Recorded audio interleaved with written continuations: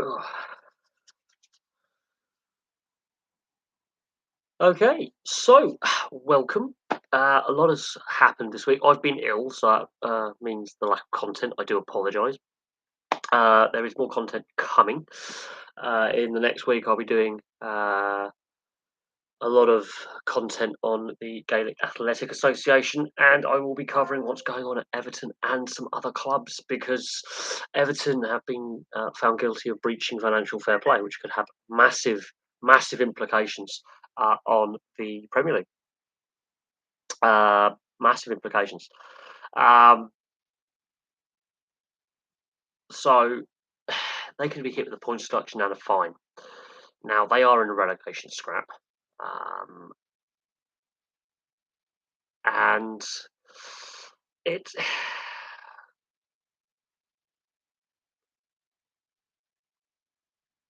Hang on 1 second.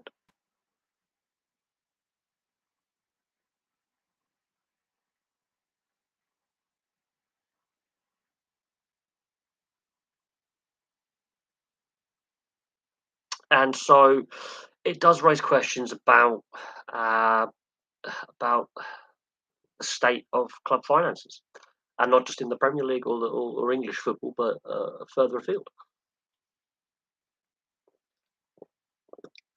Oh, um, so there is that to bear in mind. Um, Apparently, they've made losses for 5 straight years. Now, obviously, COVID obviously impacted that in recent times, and that was taken into consideration. But they were losing money before the pandemic and since the pandemic, and obviously they got the stadium built as well. And then this could have, as I say, massive implications going forward for the Premier League relegation battle. There are other clubs also under the spotlight in English football. Obviously, Man City are facing their ongoing investigation by the Premier League in regards to their financial fair play and their finances and their sponsorship deals. And then we've also got on the continent clubs under investigation for a variety of offences. Obviously, Juventus have been hit with the points deduction for their creative accounting. Barcelona are being investigated for potential bribery of match officials.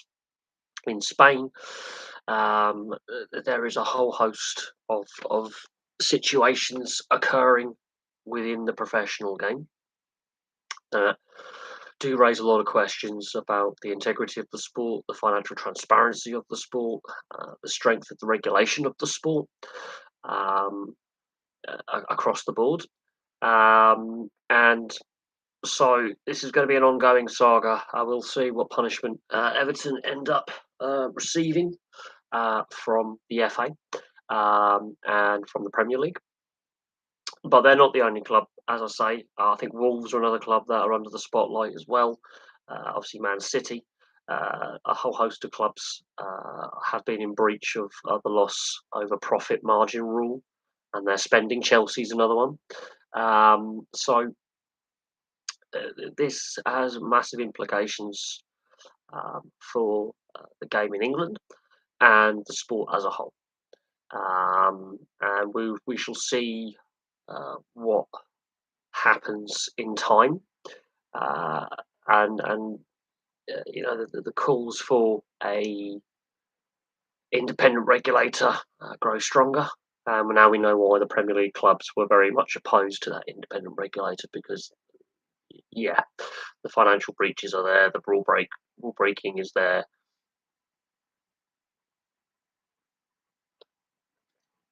and you know there'll be further calls for things like salary caps and spending caps and transfer caps and an overhaul of the financial systems within football. That I think is a fair assessment of the situation. Um, and I will be delving a bit deeper into the Everton situation and the ongoing situation at Man City in time and when punishments are finally dished out. So it'll be interesting to see what happens there. Uh, Obviously, Everton have obviously got to try and stay up on the field. So they've got to win their games and perform. But they could be drop points, and may not matter what they do on the field. There'll be clubs around them who have not breached financial fair play or had more transparent finances that may feel that if Everton don't receive a punishment severe enough, that they could contest, and we could see legal challenges. So again, as I say, raises questions about the whole landscape of football finance, football ownership, and transparency and governance. And this is where I think a lot of fans are falling out of love with sport. And you know, it's difficult, I suppose, um, to fall back in love with the sport. Um, there's so many permutations to what could happen. So there's that. Obviously, last week we heard the announcement from the NHL, separate point, with the Fanatics deal. I'm not overly enthusiastic about the NHL's commercial arrangement with Fanatics going forward after Adidas ends its jersey manufacturing deal with the NHL at the end of next season. What we do know is for the first 3 years, that the on ice product that we see as fans will not change. So the designs aren't going to change a hell of a lot. There's not going to be massive design overhaul of the 32 teams that we see in the NHL right now. The concern that a lot of people have, and I share those concerns, is the quality of the product we as fans are going to get with merchandise. Now, I only have one item of Fanatics merchandise, and it's crap. It is of a very, very poor quality. I don't wear it anymore. The final product is absolutely dreadful, absolutely dreadful.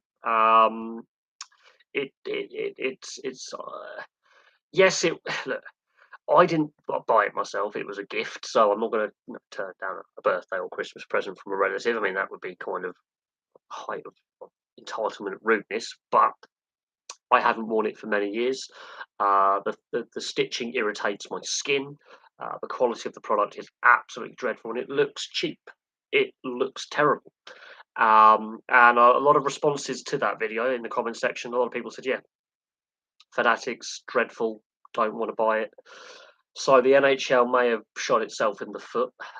They've gone with the dollar signs rather than fan satisfaction. And when, especially in the US, with the NHL trying to grow its market share with the other major leagues like the NFL, the NBA, and Major League Baseball, this deal is um, it's been met with a lot of criticism from fans and fan groups. As I said in that video that I did last week, I've got a sizable jersey collection of not just NHL and ice hockey jerseys from Europe, but sports jerseys in general.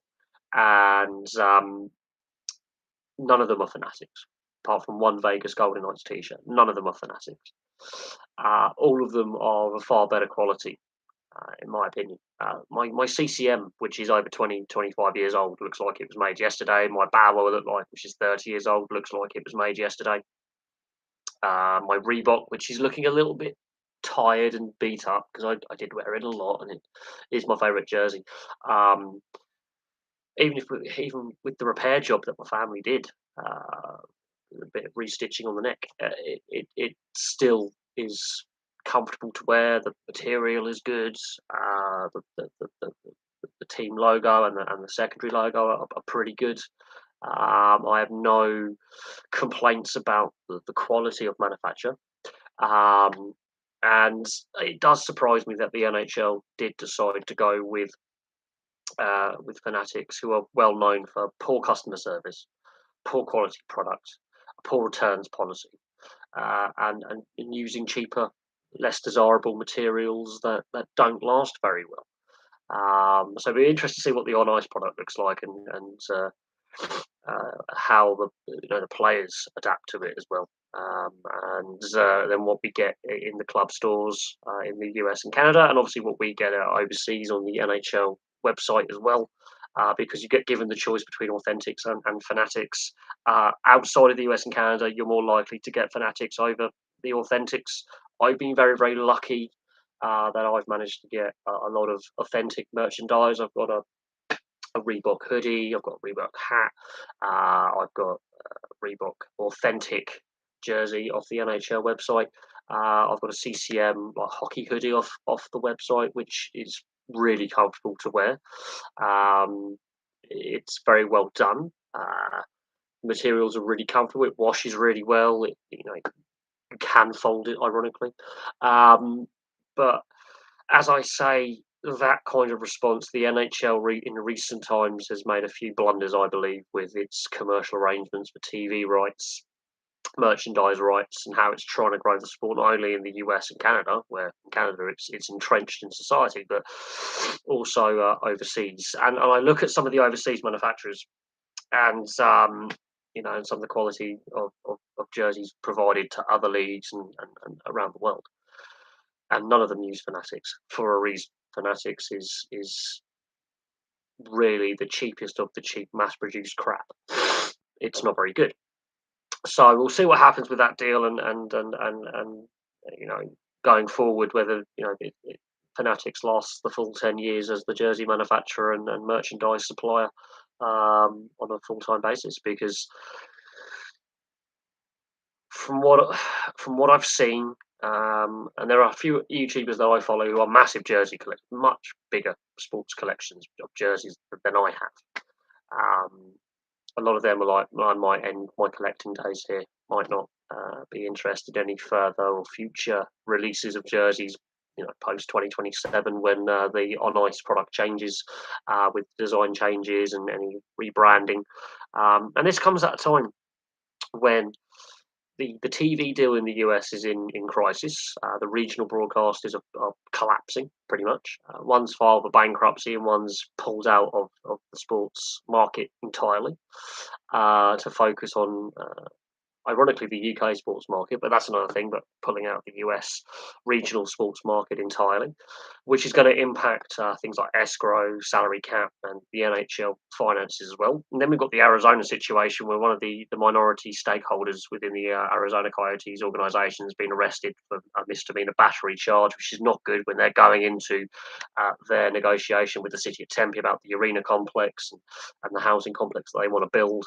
The city of Phoenix, which is part of the same metropolitan area in Arizona, trying to sue the city of Tempe and sue the developers, and it's all a mess.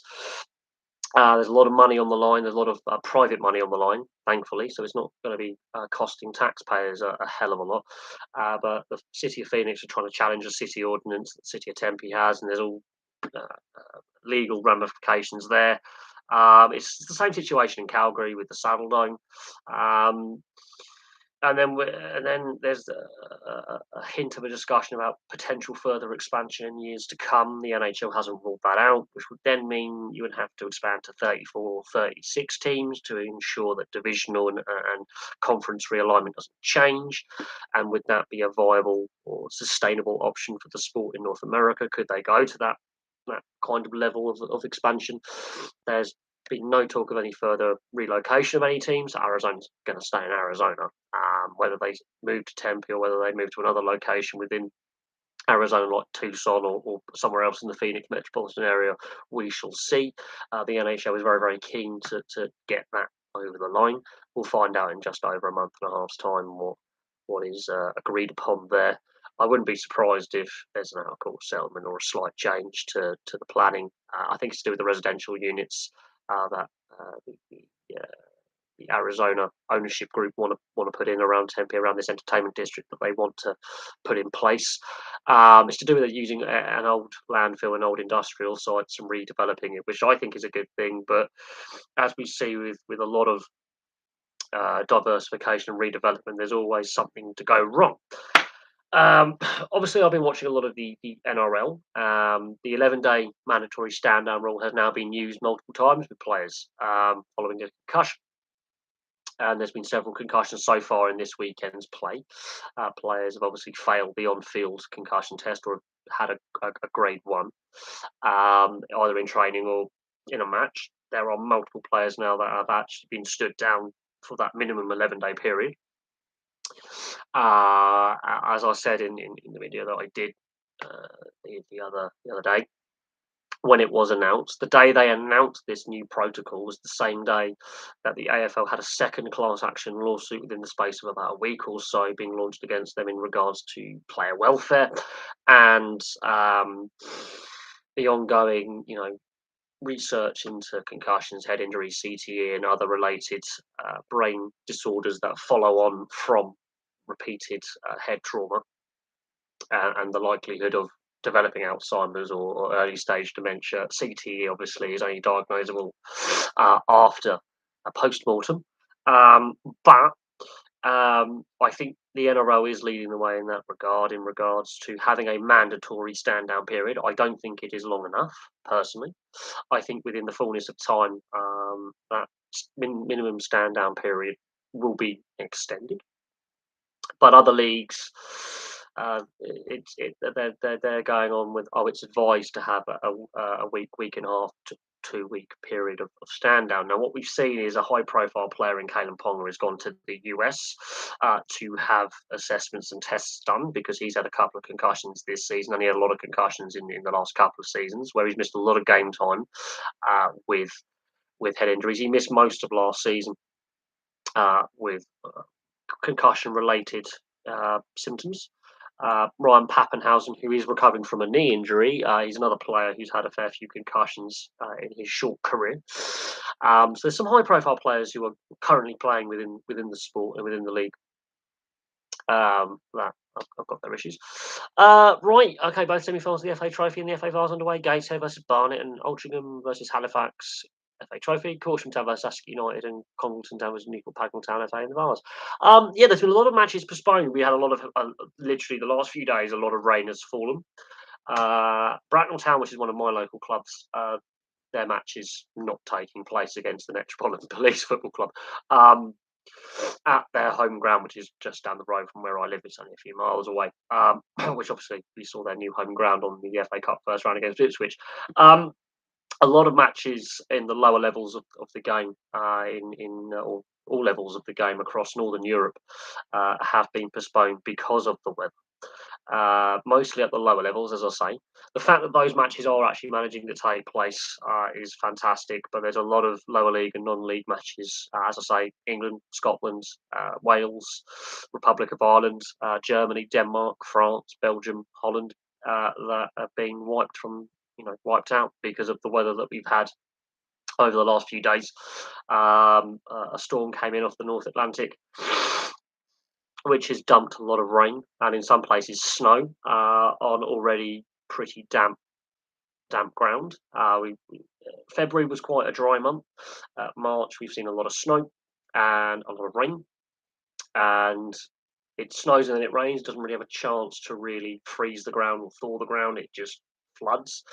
Where I live, the weather's been surprisingly heavy. We've had a little bit of localized flooding. My communal garden right now is a mud bath. Basically, the water is just not draining away. It is saturated to the max. So the fact that those matches are taking place is fantastic. I don't know where those matches are being played, so you're gonna have to fill me in where those matches are actually being played.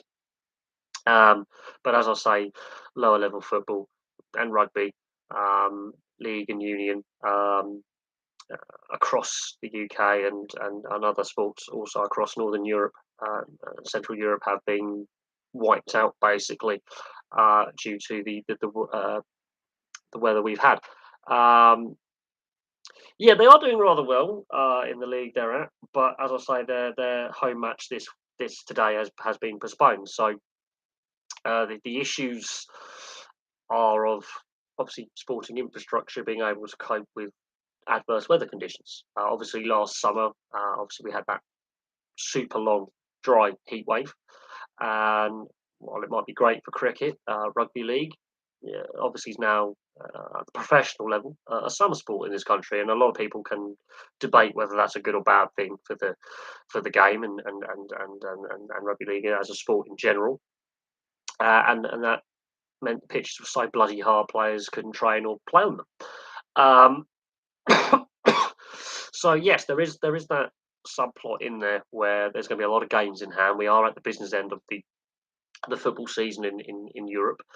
For the majority of leagues, although several of the Scandinavian leagues are summer leagues, the majority of leagues are winter leagues, and this is the business end of the season. Trophies will be decided: promotion, relegation, entry the playoffs, for example, qualifying for Europe, that kind of thing.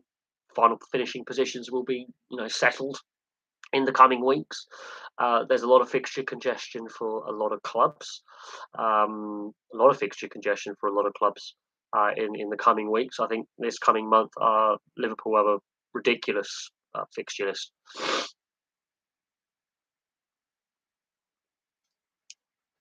So there is a lot to consider, and the weather we've had, as I say, that's going to mean a big backlog of fixtures that teams have to place somehow, and it becomes very very difficult to refixture these matches and reschedule them when you're running out of time when the season ends. And this is what happens when you have a World Cup in the middle of winter, basically, in the Northern Hemisphere, is the complete and utter carnage that is caused for the game, with tournaments, competitions, so I say, like the FA Cup, for example, or the European club competitions such as the Champions League and Europa League, having earlier start and earlier start dates, and then very congested group stages or early phases, and it becomes a bit problematic when weather has an impact. Or what we saw a couple of seasons ago with COVID having an impact, you have massive imbalances where teams have games in hand and very congested fixture congestion, injuries start mounting up, squad depth. Um, yeah, so obviously, as I say, the fact that these FA Trophy and FA Vars games are taking place is fantastic. I will agree with that. I think that is a fantastic achievement to get them played, considering the conditions. And places like Wiltshire, where I live in Berkshire, and the West Country and the Midlands, games have been just completely wiped, completely. I mean, I was out working in it the last couple of days. You can tell from the chesty cold that I've got. Yeah, a lot of the lads at my work have not been very well. We're battling through with this horrible cold virus. It's that time of year when the weather's changeable that you get a lot of these flu-like kind of colds floating around. So that sickness, a lot of these non-league clubs will be part-time. A lot of the players will have full-time or part-time jobs as well as being football players, and you can imagine fixture congestion. Uh, Match gets cancelled. You've now got to play 2 or 3 games in, let's say, 10 days. The following, uh, get that fixture rescheduled. Sickness, illness. We saw it with the COVID pandemic with clubs like Dover Athletic, for example, unable to complete the season. We've seen it where higher level clubs had to basically call up youth players to fill positions so they could get a team on the field and go with the reduced benches. Um, and the same could be said of rugby union and rugby league, where they're like, well, we'll have to go short benched. Anyway, do I think the Premier League should put more money into the lower leagues of England like pitches? There are some lower league clubs in the English game, let's say in the Championship, League One, League Two, that have played at a higher level. That there has been that investment in the stadium infrastructure and the training facilities, and some of them actually have got very wealthy owners. Um, I don't think it should solely be on the Premier League.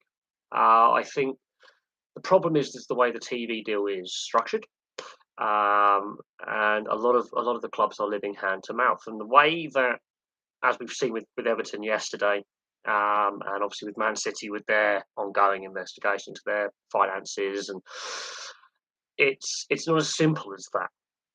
We saw this argument about funding and funding pathways when during COVID 2.5 years ago, thereabouts, in the 2020-2021 season, where the Championship, League One and League Two, basically clubs were running out of funding.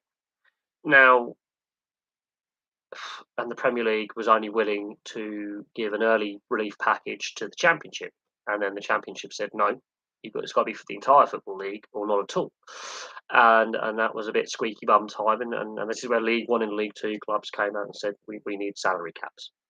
So there is a division within the game about how we fund facilities and fund the resources. But there's a fair few lower league clubs within the football league pyramid and Premier League and non-league pyramid, just like the footballing pyramid, that do have some good financial infrastructure. They do have the good stadium infrastructure. There's some clubs that have played at high levels that are now in lower levels of the game that do have really good facilities. So, do I think Premier League should put more money into the lower leagues for like helping? Well, then you're helping your rivals, aren't you? And it doesn't.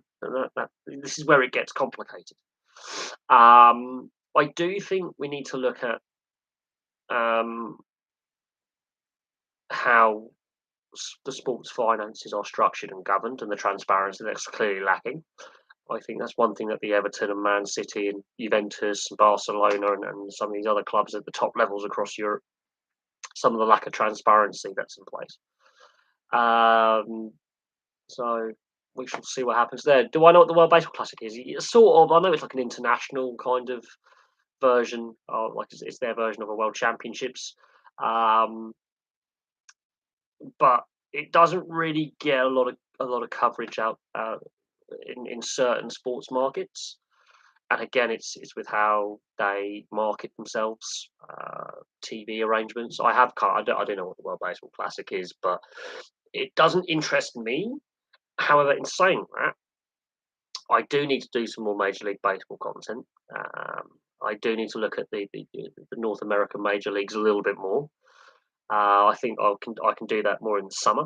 Um, so we shall see what I can do in regards to looking at more baseball content. Um, but Major League Baseball itself is in its training camp phase. So Major League Baseball's faced a lot of challenges over the last 4 or 5 years, COVID included. And baseball itself doesn't market itself very well as a sport. During World War II, it was really, really popular.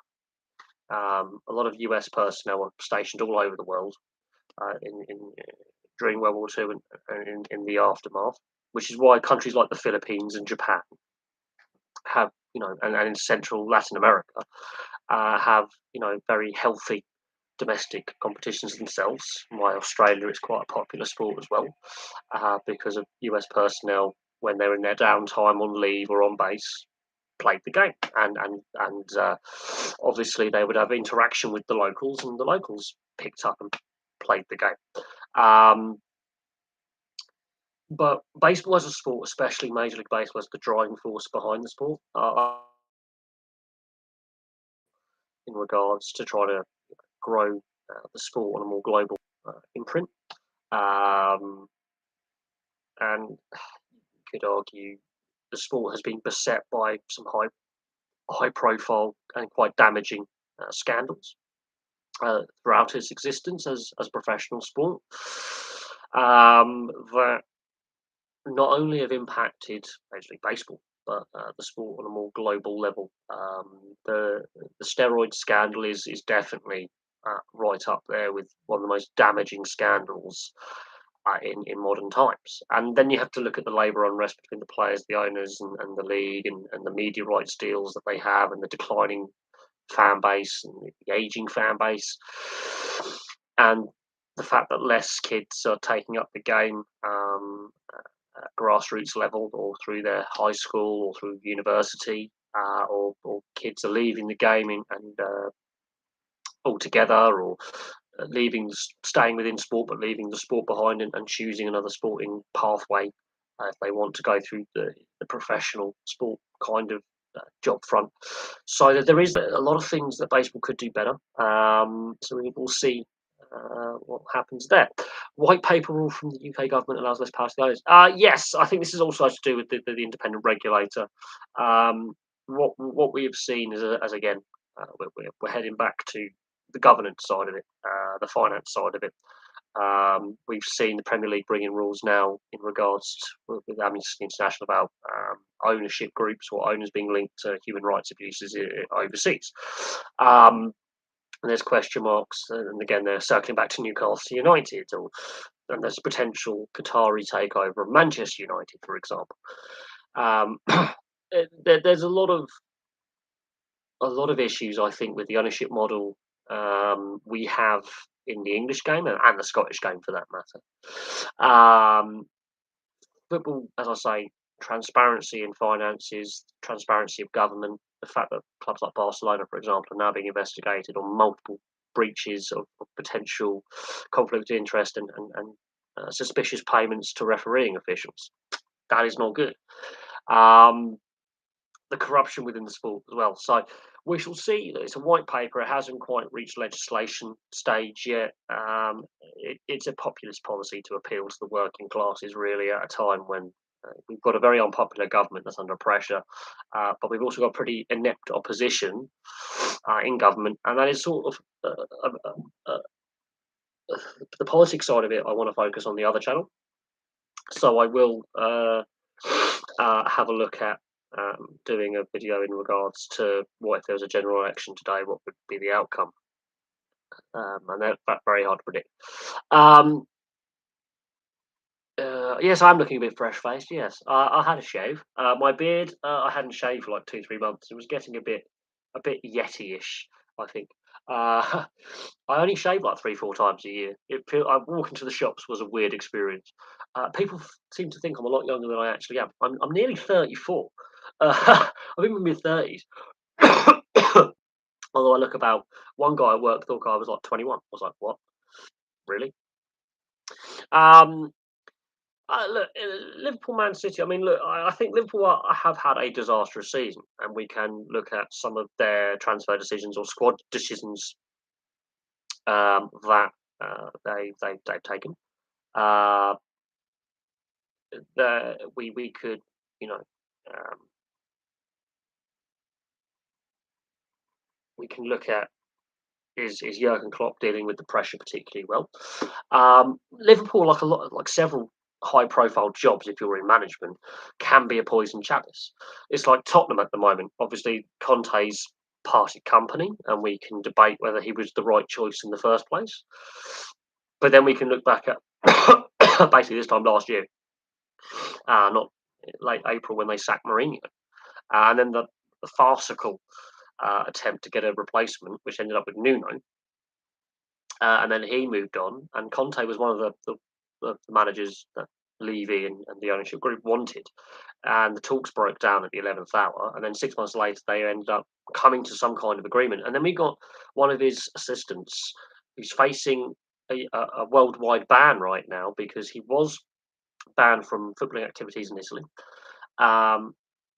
Conte wanted him there as a recruitment kind of guy. Obviously, what's gone on at um, obviously Juventus with their creative accounting. He was indicted as part of that and given a ban by the Italian FA. UEFA have gone, no, it's got to be a European-wide ban.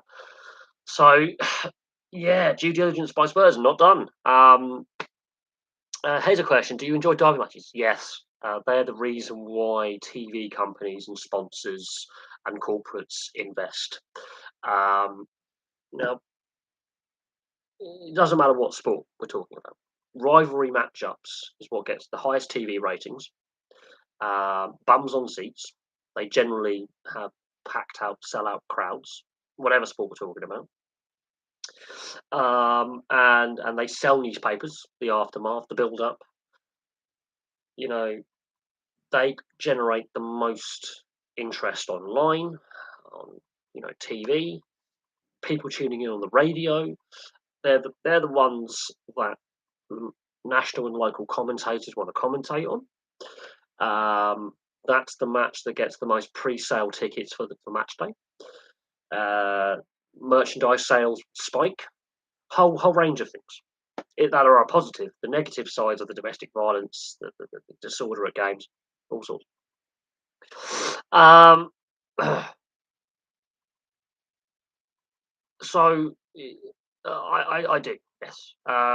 Then you look at the heads-to-heads and imbalances in derbies like Barcelona or Espanyol, for example, a forgotten derby in Spanish football. Sevilla Real Betis is another one. Racing Santander Athletic Bilbao. people focus on like El Clasico or Liverpool, Manchester, Man City, Liverpool, Man United, Liverpool. But there's multiple derby matches. Some of them are really like weird how they become a rivalry, like Palace Brighton, which is a fun little rivalry. Um, yeah, Swansea have been the better side for some time, in my opinion. It's Cardiff are a badly run club. If I'm going to be brutally honest, I think Cardiff are a really bad. Several football clubs are really badly run, regardless of the wealth of the owner or lack of wealth of the owners. Some clubs are dreadfully run. Um,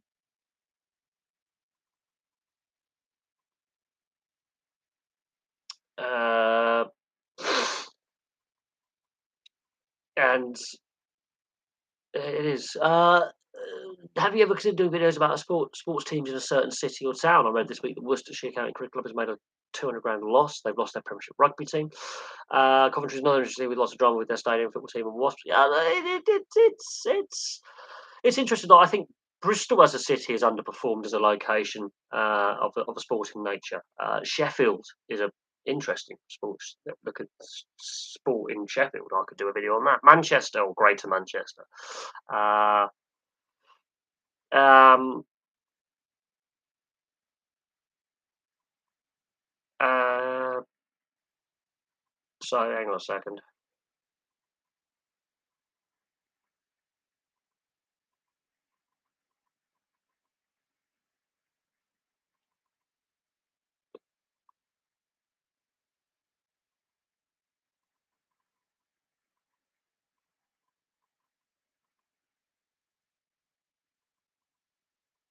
But some cities underperform, other cities overperform. So Leicester, for example, two very successful uh, teams in the football club and the rugby union club, the cricket club are hopeless. So there's that imbalance. Certain cities like Glasgow have dominated Scottish sport, for example. Just, but there's been challenges from cities like Aberdeen and Edinburgh with their sports teams. Liverpool really only one sport seems to do really well in Liverpool, which is really surprising considering the sporting history of the region that it's in. And certain regions do have a lack of high profile professional athletes and successful teams. So Bristol is one of them. In my opinion, Bristol is definitely one of those cities which has underperformed for its population size, uh, and its strategic location within the UK as a sort of a global city because it's a port city. It's got an airport. It's got a massive port. It's got good infrastructure links with motorways, railway. You would think Bristol as a location would do a lot better than other cities. Cheltenham's an interesting one because obviously the horse racing side of it, the cricket side of it. Obviously, Gloucester's a Rhodes rugby union. Football, it's a reasonably competent sporting city. So Gloucester with the rugby union and the cricket as well. So certain areas I think just have a production line of sport and talent. So the northeast, so Newcastle, Sunderland, and Middlesbrough. Newcastle have had a decent rugby union side, but they don't really play rugby league yet. They have the Magic Weekend there, so it's interesting. Um, Thoughts on DAZN bidding for Championship League One and League Two? I think it would have to, if it wants to get full rights, it would have to be also have a broadcast on national TV. The fact that Amazon gets like a small little streaming service that doesn't, I'm not comfortable with them. There's something about that TV network or sports net broadcast network linked with the Hearns in it, so it's going to be dodgy. Um, I think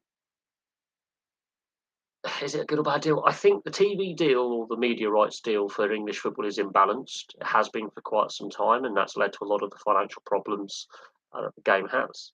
and the financial imbalance is too much weight at the top, and the pyramid is unstable. If you're building a structure, if you're a structural engineer, and you have a weak base but a top-heavy top, it will fall down. It will fail.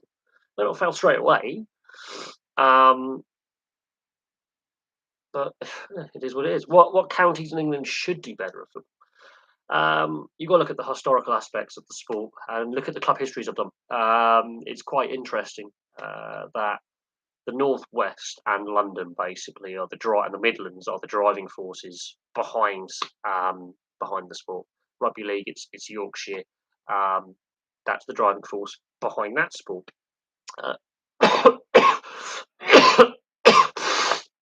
Rugby union, it's the home counties, and London is the driving force behind that sport. Cricket is just countrywide. And so we'll see what happens there. What competition does Amazon Prime have? I know the show. Amazon Prime is crap. To be honest, it's not great. The quality isn't great. People have stated the quality isn't great, and the matches they get are the ones that have lower viewership anyway. They're the rights that the big broadcasters didn't want because they don't generate the interest. Note that. Note that. The Autumn Internationals, I think, concerns people with the state of rugby union as is, and there's also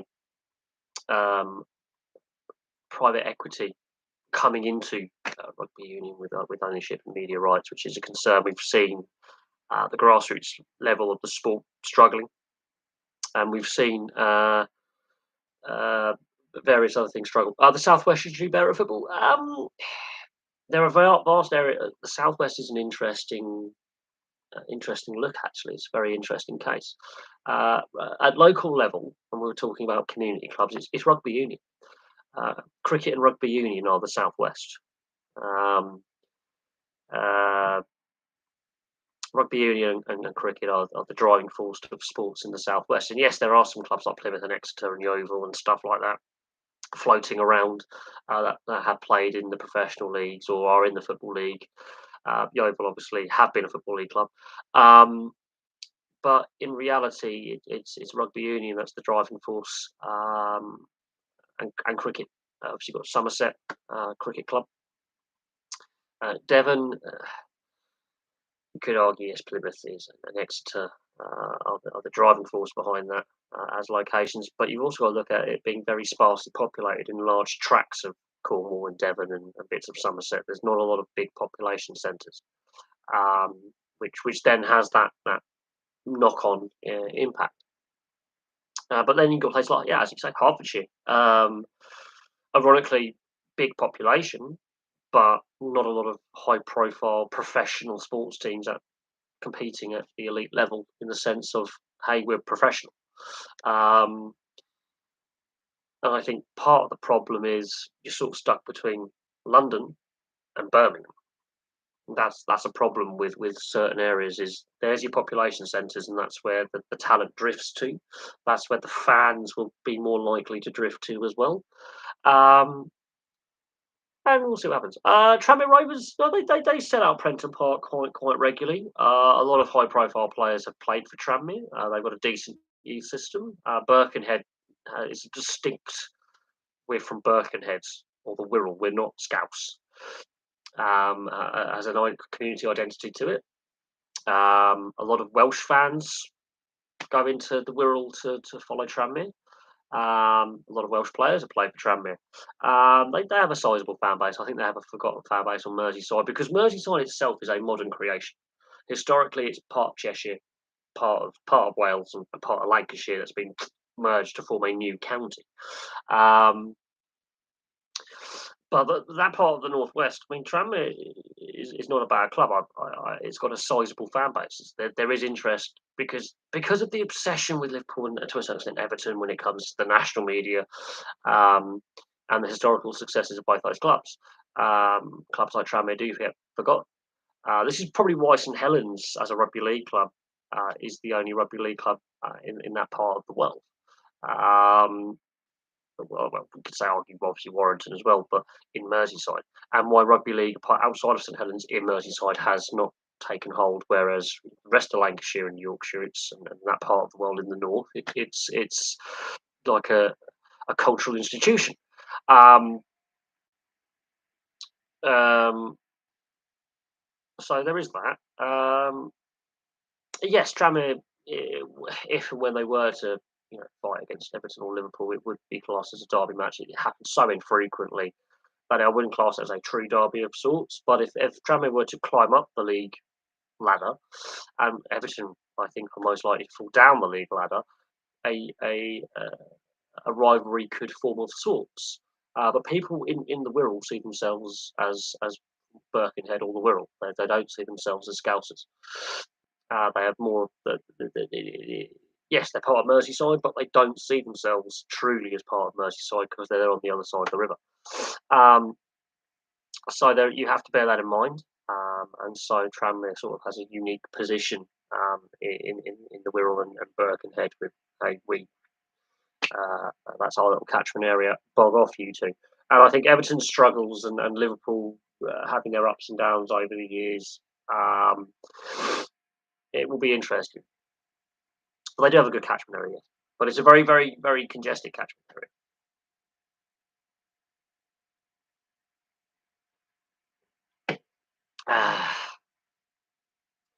And so, but that is an interesting question. Merseyside, as I say, until the 70s, or I think it's 60s or 70s, it was part of Lancashire, Cheshire, and Wales. They did some uh, in the 60s and 70s and into the 80s. Local government acts were brought in to change county boundaries and such. So places like Rutland were merged into Leicestershire for a period and now are separate again. The Isle of Wight technically is a separate county, but for a lot of administrative purposes is part of Hampshire, for example. Devon and Cornwall share a police force, but are two separate counties. So it gets weird. It's a video for the other channel, and it's layers of local government. Um, the whole of the Wirral, we have to go back historically and we have to go back to medieval times, I think, for that one. No, I don't think all the Wirral no. Flintshire is there's the River Dee, and you've got the Wirral, you've got River Mersey. The Wirral is basically this lump of land. The River Dee is technically the border with Wales, and it's one of them. It's one of those weird ones of a geographical area. It's a little parcel of land, really, north of Chester and Crewe, west of Liverpool, and east of Flint, basically, and Rill, which is a very unique place. Uh, so you've got bits of Cheshire in there, and that's, I think, the Cheshire bit of Merseyside, basically. Cheshire is an interesting because it historically it's a border region. So going back in the centuries, obviously rivers were used as borders of counties and countries and provinces and all sorts.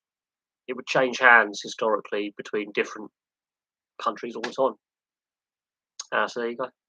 And because Cheshire was a borderland at the time, because Wales was lots of little principalities and rival warlords, when the Kingdom of England, after the Vikings and the Saxons had decided to sort out bits and pieces and become England under William the Conqueror in the end, uh, control of the Marcher lords, as they were known, which just went all the way from Chester all the way down to Bristol, basically.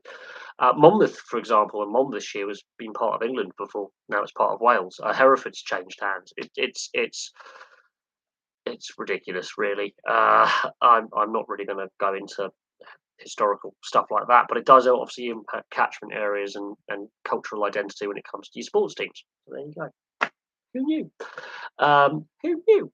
But yeah, no. Merseyside's an interesting one because of the geography of it and bits and pieces like that. Yes, but no, rugby union is quite popular in the Wirral. Rugby league, though, just across the Mersey and St Helens. And then you've got Warrington and Cheshire. It suddenly gets really interesting when you look at it. Considering that Liverpool is a sports city, apart from obviously Aintree, which has had motorsport and horse racing, obviously in that part of Merseyside. Is a really interesting part of the country to look at on its sports side of things because you've got that Irish influence. You've got that Welsh influence, you've got that English influence, and because Liverpool's a port city, you've got that global influence as well, which is I think another reason why Liverpool and Everton um, have that global fan base. Is it's a global city. Same with Manchester. Certain like Bristol, to a certain extent, I am surprised haven't done better historically. You go. There you go. It's an interesting one. But then you go across the Atlantic and you look at certain sports markets in the US and why they have more sports teams than other sports markets, like New York State. Take Buffalo out of it, it's just New York City and the surrounding metropolitan area. Um, Florida is an interesting one because of the amount of money that's in Florida. Um, there's a lot of retirees, a lot of people move down there for work. So there's that.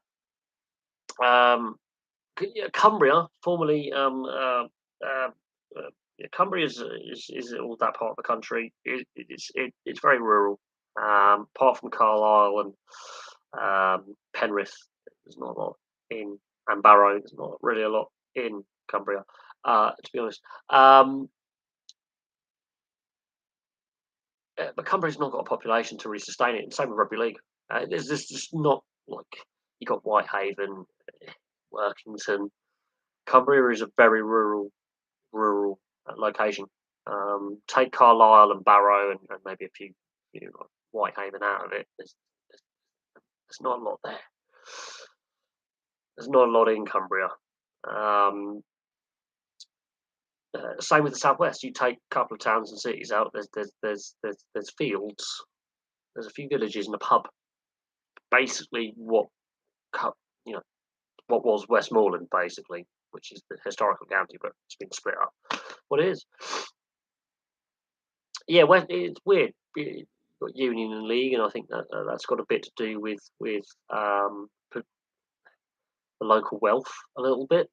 Um, but if you are wanting to set up a professional sports team, Cumbria is not a place you want to go. It's the infrastructure is crap. You've got one motorway, one major rail hub, which is Carlisle, um, and a population size of a shoe, basically, or what I would class a really a reasonable sized pub, um, as people per square mile for huge tracts of it.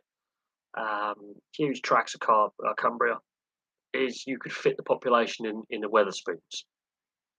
Yeah, you could get a standard Weatherspoons, which normally has a capacity of around 200 to 300 people, and that would be your population for a huge area. Right, you could fit 2, 3 villages in the pub. Um, that is a problem when you are trying to say. This is why Carlisle has spent that one season in the top flight in the Football League, back in the day before the Premier League, one season. Um, you don't have the population to sustain or the infrastructure to sustain a high level, um, uh, you know, type of things. But at the same time, having Barrow and Carlisle, you could argue that well, they are your major population centres. That's where most of your industry and most of your commerce is. That's where the most of the money is. So it makes logical sense that they're your two football league clubs. Um, would Carlisle rather be a League Two club forever, which they haven't always been, or would they be a Scottish Premier League club against Celtic and Rangers? That's an interesting one. But Carlisle have always been in the English league system. For them to move to the Scottish league system, they would have to start at the bottom, which would be ruinous for their finance. But they have played at a higher level. The problem is unlike Northumberland, which has a bigger population and is a bigger surface area, and more money. That part of the UK, apart from there's nothing. It's fields. It's sheep. You might get a couple of cattle farms. You might get a few pig farms. It's livestock is the industry really. Animal husbandry is your industry of note, and a bit of shipbuilding, and that's it. There's not a lot in Cumbria. Bit of tourism. That's not going to make enough money to sustain high. It's the economics. So when they're talking about putting a Super League club in Cumbria, a lot of players and a lot of fans do come from there. It is a very rugby league is a very very popular sport to a certain extent. So is rugby union, um, and Barrow are obviously a rugby league side as well. But there's not enough disposable income on the fan side of it to make a lot of money. You are going to have a very, very wealthy owner with very, very deep pockets to be willing to take a loss for a significant period of time. Um,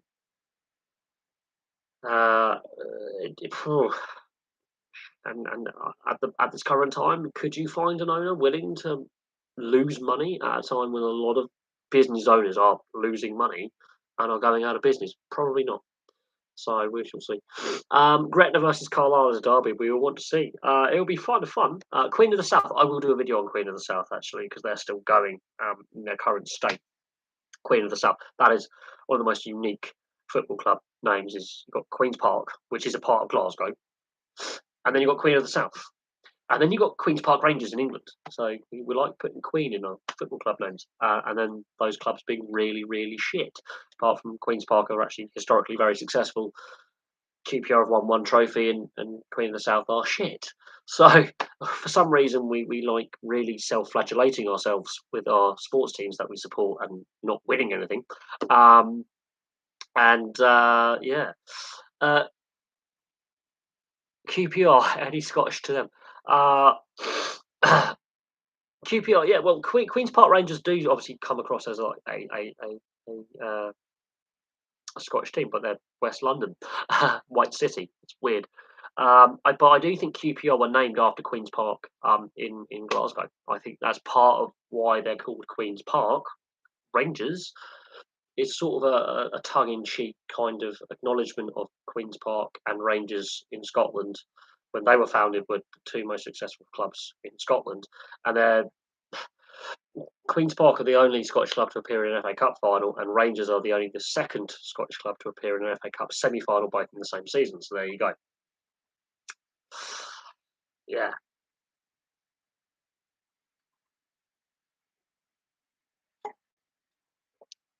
I'm not sure how many fans would turn up to a Gretna Carlisle game, but be interesting. Or a Queen of the South Carlisle game, be very interesting. Um, I'm not sure that would sell out somehow, but it's a rival. It's a derby we would like to see. Yes. Can you imagine that if, like, in like 20, 30 years' time, Carlisle and Queen of the South are both top flight clubs and they meet in Europe? That would be hilarious. That would be hilarious. No, there was some of the origin stories of some teams when I've been doing the club histories. That they're formed out of another sports club. So a lot of the German football teams come out of that gymnastics club, kind of the community sports club thing, which is a lot of European teams do. A lot of the Scottish and English football teams come out of the cricket club wanting to keep their players fit during winter, so they set up a football or rugby union or rugby league arm in order to do that. Um, so yeah, I will look at Queen of the South because that is an epic name of a really bad team. But they're not the worst team in Scottish football. I think Brecon City had that 5 point season a couple of years back. What did Carlisle get through the gates? I don't know what they average really. They've been up and down the football league pyramid over the years, and they've been out the football league as well. But they've got a solid fan base. I think the city of Carlisle, that's a badge of honour that that is the only professional sports team in the city of Carlisle, and that part of Cumbria. So they've got a very wide catchment area. Do Carlisle? I think they get a decent return on their capacities. But they are the only professional sports team in Carlisle. Carlisle City is not professional, so but no, Carlisle United they do get a fair a fair turnout. I'll have to have another look at their average attendance, but I think it's pretty decent.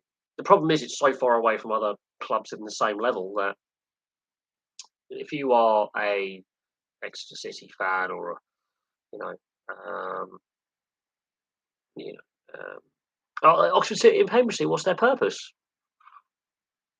Yeah, you could argue that because you've got Oxford United and Cambridge United are the better sides. It is what it is. But the fact that cities like Oxford and Cambridge, which aren't massive, can support two teams is not bad. Um, in Welsh rugby, the Welsh Premiership will be increased next season to 4 teams from 12. Is that going to help the club game in Wales or hinder it? Is there enough quality coming through to sustain a bigger first division? Um, you know, that is an interesting one. Very, very interesting one. Um, Welsh rugby, I mean, look, they've come up with all sorts of proposals they put on the table to figure out the finances. And every time they come up with a solution, it's really just a plaster that holds on until the next World Cup cycle. So we'll be having this debate: will it work or not? Is less more? Are they diluting the talent pool? We look at the Six Nations campaign; it was shocking.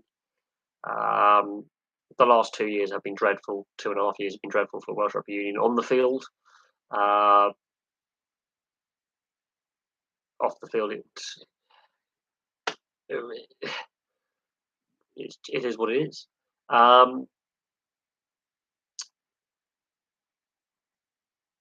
Talk about what Prenton Park, not Prenton Park, Carlisle Stadium. I forget what Carlisle Stadium was called. I've done a video on Carlisle. I should know this. I'll have to get my notebook out. I can't. I don't know where it is. I've got notebooks all over the place. I've got all my books over. It's just a nightmare at the flat. I've got books coming in the post. It's nightmare. Brunton Park. I don't know. I think it's about 17,000. Yeah, 70. Yeah, I thought it was about 17, 18,000. The reason why they're getting lower attendances at the moment is the league they're in, how they're playing. I know they've sold out the current capacity of Brunton Park, so it's they've had higher attendances than that. But you've got to think of cost of living crisis, less disposable income in people's pockets, and Cumbria being a very, very poor part of the UK. That would contribute to lower attendances. And then you've got to think about what they're charging for tickets, that kind of thing.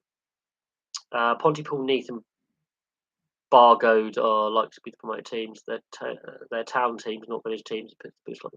Um, there is a debate of getting rid of the four Welsh regions in the United Rugby Championship, and focusing back on a domestic game similar to England.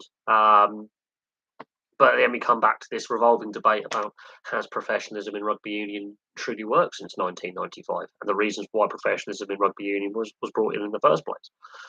Um, and the crisis that the sport is currently facing, with litigation in regards to head injuries, there's class action lawsuits, the tackle law changes, which have been met with criticism from current and ex-players and fans and officials. It's not just the Welsh game; it's across the board. The only leagues that are making money, I'm going to say this: Japan's got the commercial sponsorship because each major corporation has a professional rugby team, basically. Same with the football. So you're guaranteed an income there with sponsorship and fans, basically. Major League Rugby in North America and the French league, because the owners are wealthy enough and it's better promoted on the TV. There's a reason why they have a higher salary cap than any other professional rugby union league in the world. It's not just the amateur culture. I think it's still quite amateur in its outlook in regards to people running the game. A lot of people in a lot of the ex-players who are in governance positions or involved in administration were amateur players at points in their career. The old boys, kind of the whiff of the old boys club. The, the As a global game, it has beaten rugby league. There is no doubt on that. I think that will be the case for a long time to come. However, unless it can confront the issues that is currently facing the sport at all levels, from the top level professionals all the way down to the bottom rung of the ladder, at the worst, least successful grassroots club somewhere in Somerset who can't win a game. The governance side of it is shambolic. Some of the commercial decisions that the RFU, the Welsh Rugby Union, the Scottish Union have taken, New Zealand have taken, Australia have just. Joseph Suaalii has been signed for a $1.6 million contract. He's a winger. He's not going to beat the All Blacks. That's been stated by rugby league players going, look, fair enough. His deal was up in 2024. He decided not to renew with the Roosters. He's decided that was the best offer on the table for him as an athlete to develop. Fine. But Rugby Australia is not going to become the world's number one team by signing a young, developing outside back for that amount of money. Look what happened with the Israel Folau situation. The amount of money that Israel Folau was on could have sustained Western Force in the old Super Rugby franchise model. That is not going to fix the problems in rugby union in Australia. Grassroots development funding and figuring out how to improve the shit shield, which is, I call it the shit shield, and a lot of Australian sports fans do that as well because the quality is crap and the attendances are crap, is the better way to go. They're basically trying to entice Pacific Islanders, or those of dubious Australian origin, should I say, because they residency or they got one parent from Australia, from league to union. It doesn't work out. They're still crap. The grassroots game is dying. AFL Rugby League are winning the grassroots hearts and minds battle. And in the urban areas, you've got soccer or football and the A League, and they're not competing. Would it be better if rugby union was amateur like the Gaelic Athletic Association? Well, the Gaelic Athletic Association, much like rugby union, has similar problems, ironically, especially with the Gaelic football players going over to go professional in the AFL. On a smaller scale than what rugby union was facing in the 70s and the 80s with like Jonathan Davis and the Welsh Rebels, for example, and Campese in Australia, swapping codes. These high-profile players back in the 80s and the 90s, 70s, 80s, and early 90s were swapping codes to go to league because league could offer them more money because their league was professional at the time and was getting these big TV deals signed, of course, with the Super League War and all that. And in order to protect their own player base and to stop fans getting frustrated with it, like, and they decided to go down the same path and modernise for the modern era so they can make more money. The GAA, and I will look into this, is like, will the Gaelic Athletic Association decide to allow professionalism? Now, I understand the cultural and historical significance of the GAA, and as someone of a very interesting background, and my dad being an ex-British Army regimental sergeant major. Oh yeah, and my dad did serve in Northern Ireland, and I think actually went to some GAA games, man, which is, um, and my dad is interesting, but my dad's family, I've obviously got Irish heritage, so I've always had an interest in the Emerald Isle across the Irish Sea. Always had an interest in the history, but I understand the cultural and political significance of its amateur status and the sports that it governs via the various governance bodies under the GAA umbrella in Ireland. I understand that. It makes its income from ticket sales and membership fees. I understand that kind of, dynamic behind it.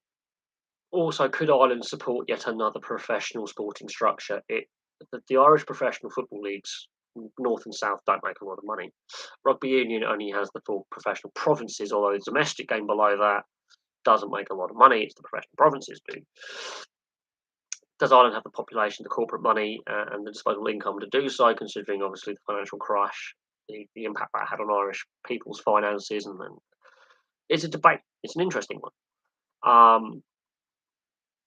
Tradition and culture, shouldn't be underestimated. And I think this is where a lot of sports have gone wrong, is they've ignored, or I wouldn't say disrespected, but they've taken the cultural side of it and the historical side of it and the social side of a lot of sports and ignored that and gone, oh, it's backward, it's the traditionalists, yeah. And they've gone for this hyper corporate kind of, structuring that we now have. And it has, I think, damaged and reduced the quality of what we see. The GAA is an interesting one. Would rugby union be in a better situation if it was more structured like GAA? I don't know. I think more rugby union players, especially outside backs and loose forwards, would end up going to rugby league and going, sod this. The injuries we're sustaining, the fact that to train full time and have a full time job is knackering families to feed. I think there'll be a massive backward step, um, and could lead to a further exodus of players from the sport and fans from the sport. I think it's an interesting one. Would it be better? I think we're too far down the track. Would it be better? I think in order for rugby union to fix itself, it needs to look at its current professional structure, and how the game is structured, and whether we need to change the current structures of the game, not go backwards to what it was pre 95. Um, um, the highest semi-professional football clubs in Hertfordshire is St Albans City, Hemel Hempstead Town, and Cheshunt. Cheshunt. I've heard Cheshunt called a few other things that are not appropriate for even me. Do I prefer Barry or Eddie Hearn? Neither. Um, what would I change in the English Football League structure? I would say bring the National League as League Three. I would say bring in the National League to League Three. I would just expand the Football League back to four divisions. Um, uh, and maybe the National League South and North also become basic Division 5. Maybe that would be kind of interesting. I think that's what I would change. Um, saying that, what else would I change? Maybe rename bring the Premier League back into the Football League fold, merge the Football League and the Premier League structures together in governance, overhaul it. Other than that, we need to look at the TV deal and how it's structured and and club finances. I think we need to have far stricter rules and guidelines and close those loopholes. No one's willing to do that. Um, you think it would be better if it was a couple of professional teams in the English Premiership and the best more in the Welsh Premiership as a semi-pro community national league? Welsh Rugby called Wales. The way they branded the Welsh regions hasn't helped. But again, Welsh Rugby Union's been a mess even before the Welsh regions were invented. The Welsh game has not adapted very well to professionalism, and in some communities there's high unemployment. There's not a lot of disposable income. It's maybe merge the Welsh and English club structures together, and have cooperation between the two unions. That's not going to happen, but that could be a solution. But they're not willing to do that because that means giving up some power. You see, and the old boys in suits who have no idea what they're doing are you know uh, narcissistic maniacs in charge because they don't want to give up power. Um, hashtag United. Uh, Look, at some point, you know, we have to commend some of these modern initiatives to bring new teams into the fold, and fair play to them. They have sort of gained a cult following, which I think will help them long term, but can they be sustainable long term? Would I rather have a 22 or 24 Premier League? Look, a lot of domestic competitions across Europe are reducing the size of their league. Sometimes less is more, but again, in order to reduce European games, you have to restructure the European competitions back to what they were pre 1997, and UEFA not going to do that because that will cost them money. Even though a lot of fans would like to see that, it's not going to happen. The RFU would avoid getting to bed with the Welsh Rugby Union. The Welsh Rugby Union right now is just one scandal after another. Um, it's not been a very happy time, the WRU, over a significant period of time. There are a lot of problems. It's yeah, but the RFU ain't helping themselves either with a lot of their decisions. These are two organisations that are under a lot of pressure to be more transparent, and clear out a lot of what I call the Blazers, the old boys club. That's how they've been run. You could throw the ECB in there as well with an old boys club kind of, and the FA.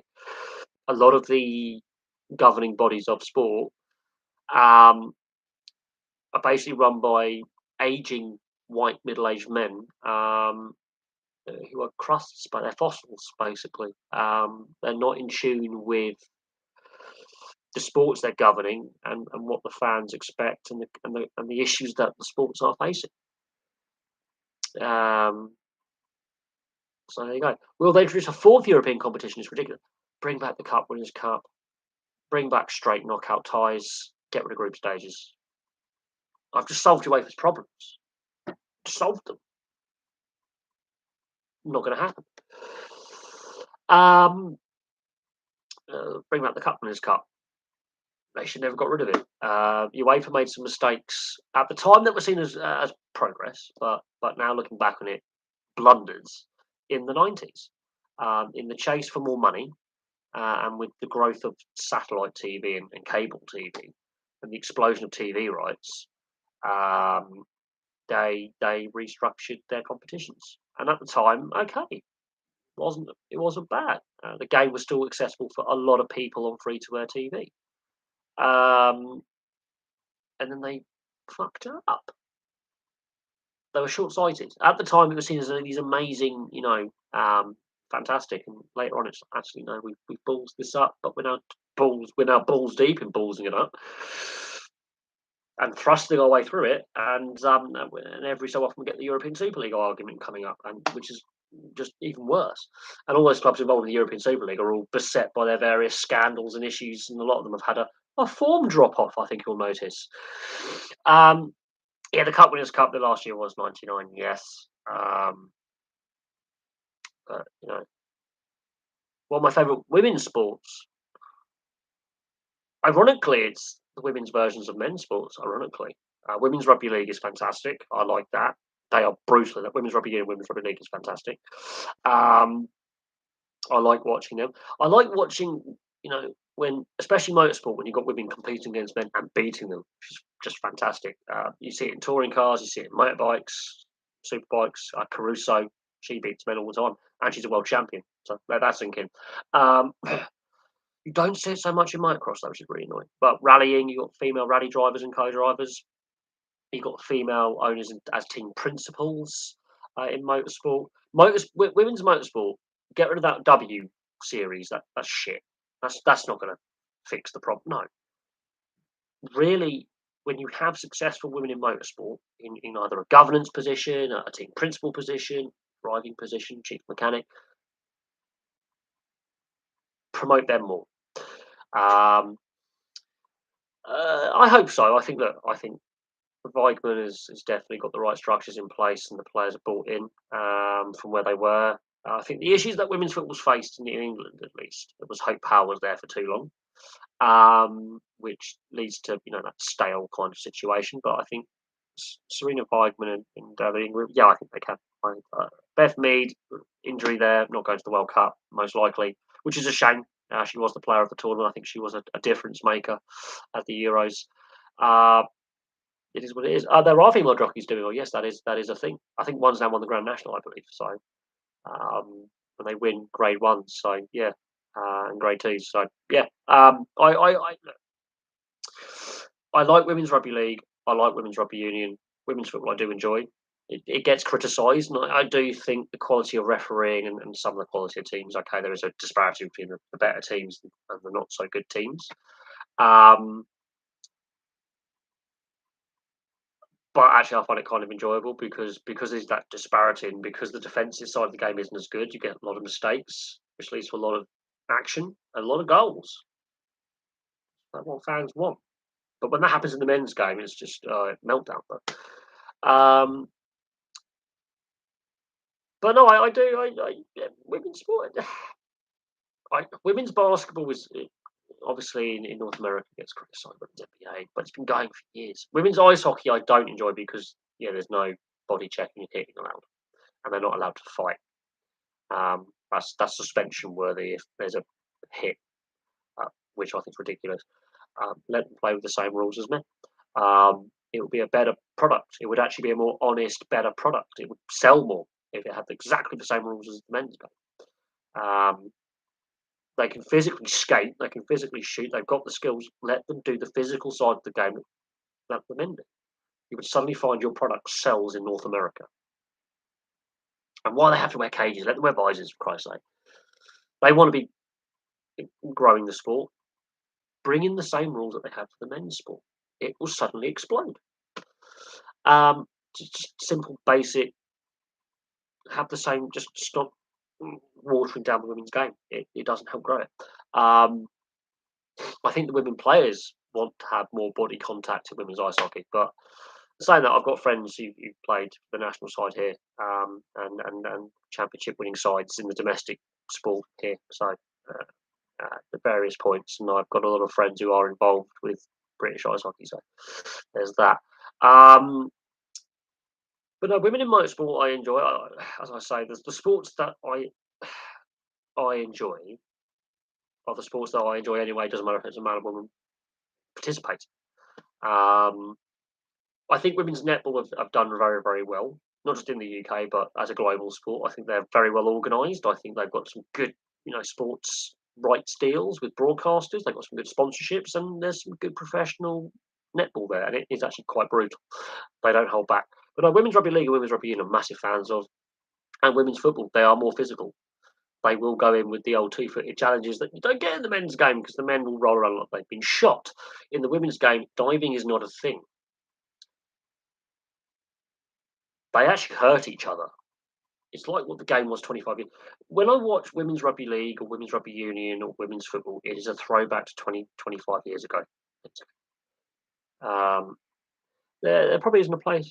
There probably is a place for a form of ice hockey that isn't so good. Bandy and shinty are the two sports that are basically non-contact and ice hockey. Um, they they are very niche though. You've basically got to be Scandinavian or Scottish to really get into them. Um, and and uh, and outside of Scandinavia and Scotland, there isn't really a following, which is a shame. Um, they're what ice hockey is evolved from, basically. Why do we have the antics in men's football? God knows. God knows. Money. Too much money. There's too much on the line if you lose. But no, it is embarrassing, which is one of the reasons why it's taken as long as it has for the sport to become as popular in North America. It's regularly commented on like, this is what we can't stand. And and in other sports, if that was to happen, you're having a discussion not only with the opposition but your teammates may look at you going, really? Because in rugby league or in ice hockey, if you go in half hide and you dive, you're going to get hurt because that next challenge, that defensive player, when you're coming up against that defensive line in rugby league and they're coming at you, they're gonna drill you. Clean or dirty, doesn't matter. They're going to hit you harder because you've taken the piss. You are going to get drilled. When I say drilled, you are going to the sound effect mics are going to pick up that contact, and it's going to be. Ooh. Fans don't like it either. My preference. Oh God, I did this video back in 2018. I do think I need to revisit sports that are my favourite sports. But in this question, you're asking me on golf, cricket, snooker, darts, and basketball. So golf, I've played, I've worked at a golf club. I do find it relaxing. I do think the current battle with LIV, PGA, and whatever the European tour is called now, is damaging the image of the sport. It's a lot of greed there, and it doesn't really help the lower ranked players at all. And I used to watch all 4 days of the Masters back in the day as a kid. It was the Easter holidays and the Masters. I was allowed to stay up late and watch day one, day two. The cut, the actual, they used to actually have that press conference like this player's not made the cut. Day three and day four. I was allowed on the Easter holidays from school to watch all 4 days of the Masters. It was a thing. I used to watch all the day. So golf for me has gone backwards, and I think it's to do with the governance side and the current LIV versus PGA, and I think it's is it DPI, DPD, whatever the European Tour is now known as for funding reasons, and the current state of the game basically. Is just put me off completely. And at a time when people like me, so I'm not making money off the platform just yet, are struggling to get by, it's kind of a smack in the face for sports fans when we are they're asking us to pay all this money for the TV deal or to go to events, and it's troubling. And then we have some things like the Tiger Woods competition, the tampon thing. That's not a good look. The broadcast deals on free to air and subscription TV, and we're losing free to air coverage of golf in the UK, which is just shocking. Um, I think adding it to the Olympics was good, though. By the way, cricket. Where to begin with cricket? I think that's just a mess. Snooker. Recent rise in match fixing allegations, the amount of players being pinged, and obviously the Hearns are not directly involved anymore, but they are still putting money into the sport. Yeah, darts, getting the Hearns involved with that. Basketball, always sport. I mean, basketball is I think the sport with the least scandal, but it's the sport that I enjoyed the least as a kid, and I don't particularly enjoy watching it now as an adult. Not because I don't think they're great athletes and Shaquille O'Neal and well, I'm not a big fan of LeBron, but I like the Shaq. The Shaq is brilliant. Shaquille O'Neal is absolutely, just as a human being, is fantastic. Some of his quotes and some of his interviews are fantastic. I love Shaquille O'Neal. Um, just as a person, he's fantastic. He's a great character. Basketball is one of those sports that I have to do some more videos on the NBA. There's been a few lockouts, a few player strikes, obviously the gambling scandal with Donaghy, the referee. But for the most part, basketball doesn't really have a lot of controversy to it. But it doesn't appeal to my demographic, really. It doesn't really appeal to me. It's a non-contact sport, really. It's so end to end. I, I didn't enjoy playing it. You need some great hand-eye coordination, which is something I don't have. It's never a sport that is up in my top 10. But I think out of them, I think right now basketball would be the one that I would prefer if you would say, look, here's the sports right now, their current state of play, basically. The state of these sports, basketball would be the sport that I would choose, sadly, because I think all of them, and I think basketball as well, have had problems. Basketball's got the least problems out of all them. And I've been actively involved in the sport of golf, in the golf industry. Um, I've got friends who are, playing for their local cricket clubs and all that, and I did a few training sessions with one of my local cricket clubs when I was a bit younger. Uh, you know, I've been a member of a snooker club. I've got friends who play in the various darts competitions. But if you were to say right now, be involved in one of these sports or whatever, it would be basketball. Sadly, when you watch the Masters, when was the? I think it was '95. I think was my favourite. Uh, but no, Olazabal and Mickelson, I remember that one. That was a good one. But no, '95. Faldo, and I think was it Greg Norman's meltdown.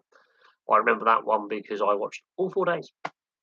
But I hadn't been very well at the time. I think I had chicken pox or something, so I'd not been very well. So I had to stay at home in quarantine. I'd been quite. Or was it just after I had hiccup? I basically wasn't very well at the time. No, that's it. I had an allergic reaction, and I had at the time I had a really bad bout of eczema. I had some really bad skin condition, so I basically was in quarantine basically. Um, and but I was allowed to watch that one because I was that ill. I couldn't do anything, so I was basically stuck in the house anyway. And that's the one I remember. But there you go. 95. I was very ill at the time, so wasn't a pretty. I wasn't a pretty sight. I was having to go to hospital quite a lot. So I was basically in quarantine at the time. So I was basically allowed to just watch it. Um, what were the viewing figures back for the Masters back then? Well, in the 90s when it was at, I think the Masters golf was at its peak, was I think the whole decade of the 90s. From Faldo's two green jackets to Tiger Woods to Greg Norman's meltdown. Actually, he just stopped playing. I would say the 90s, early 2000s, I think was peak golf. I love that saying peak, but I think that's when golf was at its best. Um, yeah, and But I'll have to have a look at the viewing figures because they would when we talk about viewing figures, I think they would look at um, they would look at the domestic US audience because it's very, very, very big in the US. Um, when we talk about global, how they break them down, obviously the BBC had coverage at the time, as did Eurosport, and then you would have to look at the domestic broadcasters and the various broadcasting rights and what their peak viewership was and their low viewership was, and what their average was, and then your overall for all 4 days. I don't know. Bearing in mind, at the time I was really into golf, we didn't have Sky did not have its satellite dish network. It was all on cable through the various regional cable networks that we had in the UK until about 1998, 1999, when Sky started rolling out their Sky boxes and their digiboxes, which I covered with the collapse of ITV Digital, ironically, a month or so ago. I did that video. So I don't know what the viewership would have been, but the accessibility was there. That's something. But I'll have to dig into the peak, the highest ever viewership for a sporting event, and whether I'll have to do a video like the most viewed sporting events on via TV or TV audience all the time. Am I disappointed with Greg Norman and the LA Golf? I think it's been a long time coming with the situation we currently have, and I just want Greg Norman and LIV. I think something like this was going to happen, whether it was Greg Norman and LIV challenging the PGA and such, and the dividing of the player base and the sport as a whole. I think it's been a long time coming with sports like golf. We saw it in rugby league in the 90s. We've seen it with ice hockey in the 70s. We've seen it with the various failed attempts to challenge the NFL in North America and American football, starting with the CFL expanding from Canada into the US market and failing. And the NFL going, we're not going north of the border. That's CFL territory. This is NFL territory. And the CFL was doing really well at the time, overextended itself, even though the CFL was a better brand of American football with less stoppages, by the way, and more action. The NFL was entrenched. Then we had the first attempt at XFL. Then we had the AAF, and then we've now had this next attempt at XFL. I think with the golf division, I think it's been a long time coming. Whether at some point it will get resolved, whether it's in court of law or whatever. The damage it's doing to the image of the sport itself has had this sort of entitled upper middle class image for quite some time. The old boys club image for quite some time. It's only been the last 10, 15 years that the women's game has really exploded and really kicked on, although there's been a lot of women involvement in golf for a very, very long time as well. It's not seen as a working class sport. The majority of the population is working class, remember that. The majority of sport fans are of the lower stratas of the economics and class society. So, am I disappointed? Look, growing up, Greg Norman was one of my favourite golfers. He's a sporting icon in Australia. I think he's pissed off a lot of Australians as well, ironically, which I don't think has helped matters. But I don't know. I think we'll see what comes of it. Was Luke Donald the worst world number one? No, Vijay Singh, in my opinion, for the period he was world number one. That's my opinion. Fiji's most high-profile professional sportsman, in my opinion. Better than some of the rugby union, rugby league players. Was it Ian Wisman? Was that one Podrick Hamilton? It was like sideways rain or something. I remember one of them. It was just biblical storm.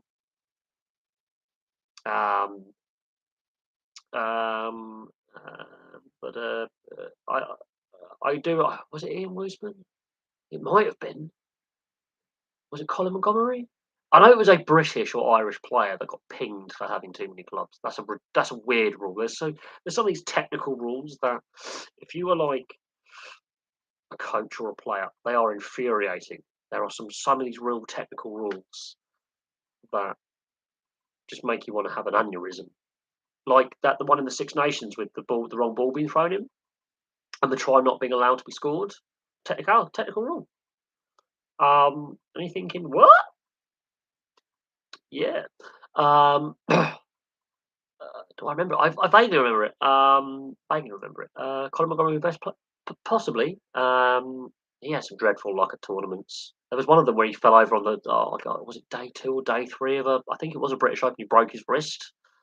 And he was leading at the time, and then the next day he fell over and broke his wrist getting out of the clubhouse. Um, well known for his extramarital affairs. Yeah, VJ won majors, but not while he was world number one. But Luke Donald, Justin Rose, who's the other one? Oh, who's that annoying? Is it Woodward? There's an annoying British player I can't stand. Who comes across as a bit of a prat. Uh, yeah, the Colin Montgomery is Ian Poulter. There you go. He's another player who I think he's got a bit. I don't know. I haven't covered golf on this channel as much as I should have. I've met Ian Poulter. He was a bit of a character, but at the same time, he's slowly becoming a bit more and more dislikable every day. Um, I like him less each day. And it's partly to do with the LIB golf. And one of these journalists really caught him out, and he just couldn't answer. And it's to do with the funding of LIB golf, and they're talking about obviously what's going on with Russia and Ukraine and the Middle East, and made him look a bit of a prat. It was only briefly. He was quite polite. It was all right. It was just in passing. It was only for about 30 seconds. It wasn't one of the best sporting meets I've ever had. And I was a lot younger than I am now, about 14 years ago. It was only fleeting. But I've met quite a few high profile sports stars and film stars and all that, literally just in passing. I wasn't in his company long enough to say he was an arrogant bastard or he was a funny guy. Just in passing. What I've seen in the last few years in the media. Oh no, it was actually just in general. He came down, I think, to do some uh, uh, coaching or something. Because some of these players will, when they're not competing in tournaments, will go around various local golf courses, and someone's won the award or paid some money to be coached for the day or do a round with say professional, probably through their player agent or one of their sponsors. Is you've won a day's round of golf with, because the corporations, and this is very interesting. Like my mum's company, she's had loads of um, um, you get free gifts. So when you have the corporate seats at major sports events, which is normally the middle tier, and they're always empty at half time at football. I've been lucky through my mum's various jobs, and my dad when he was in the army with the armed forces, you get given stuff as well. To have a lot of sports memorabilia basically, and go to loads of various events. And my mum used to work for Hewlett Packard, and at the time they were sponsoring one of the sponsors of Tottenham and of the Nissan Primera GT touring car team in the late 90s, early 2000s. So my mum got some touring car memorabilia for me, and we went to some concerts. Um, my mum now works for Fujitsu, and again, Fujitsu will give out various nice little bits and pieces. So you can enter these competitions of like, oh, you can win a day playing around a golf with, let's put Ian Poulter in there. And I do believe a couple of employees at these various of his sponsors, who may sponsor tournaments or whatever, won a round of golf with Ian Poulter, and they just went around a local golf. So BMW used to have a head office near where I used to work, and obviously BMW, PGA, Wentworth, they were like, "Here you go, you've got a round of golf with, Ian Poulter," and he literally came in the clubhouse bar and wanted just a cup of coffee before going out on his round and to sort out some spare clubs for the the where you could get the clubs for the people who won the competition. Go, here's your clubs for the day, and get set up on the driving range, get them on the driving range, then get keys for the golf caddy and all that. And it was literally, oh, there you go, so there you go. And it was literally just a business transaction. Me being in the employee, him being the athlete, using the facilities, and it was literally 30 seconds. Lee Westwood, that's the player. He's, I think, another world number one. I think he was world number one for like a day or something, or a handful of days or something. He was another one. Um, uh, but no, I've come across a lot of various high-profile current and ex-athletes. Gary Lineker used to run a footballing summer camp at my old school, which is literally around the corner from me. I met him a few times. The England rugby team, when Sir Clive Woodward was in charge, he would take them. He would allow players to do various things. So he would be like, okay, X, Y, and Z, you can go on a cinema night. X, Y, and Z, you can go bowling. X, Y, and Z, you can go to, I don't know, play golf. And they would break the squad up into separate groups. They would rotate who would do what whilst in camp at Pennyhill Park in Bagshot. And they used to regularly come to Bracknell Cinema, which was where I met Steve Thompson, Ben Cohen, Jason Leonard, and Sir Clive Woodward. They were the ones in that little group doing that activity. So it was to do with like forming the bonds of the leadership group, the young players, a veteran player with some of the younger players, that kind of thing. And that was a good way to run a training camp, I felt. And this is at the time they're winning the Six Nations and the Rugby Union World Cup. This is when England were a top side. Having that kind of small bonding groups where you would separate the various cliques and go, right, you're a member of this club. So when you have an international squad, you might have all the clubs and they would sit together. You'd go, right, all the, say England, for example, you got all the Arsenal players sat there, all the Spurs players sat there, Man United, Liverpool, Man City, Everton, Leicester, whatever it is, right? And mix them all up. So you wouldn't be with your club teammates on these downtime activities. You would have to socialise with when it would be league play, your rivals. That's a good way of doing it. That's some good man management there. I'll have to say though, I like sports. Yeah. Oh dear. Golf is getting older. I think losing a lot of the free to air coverage, at least in this country, has impacted it, and how the it's promoting itself right now with the ongoing battle as damaged golf. Have I met any ex goalkeepers? Christ. I've met David James there, and Bruce Grobbelaar.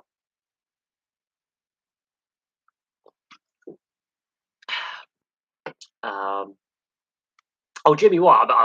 Look, he is a character, but I bet you we can't discuss some of the stories he would have probably told. I met Barry McGuigan, boxer. I met Frank Flintoff.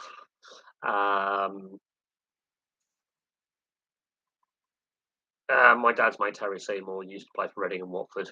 They were in the same youth team at Dorchester Town. Met him a lot.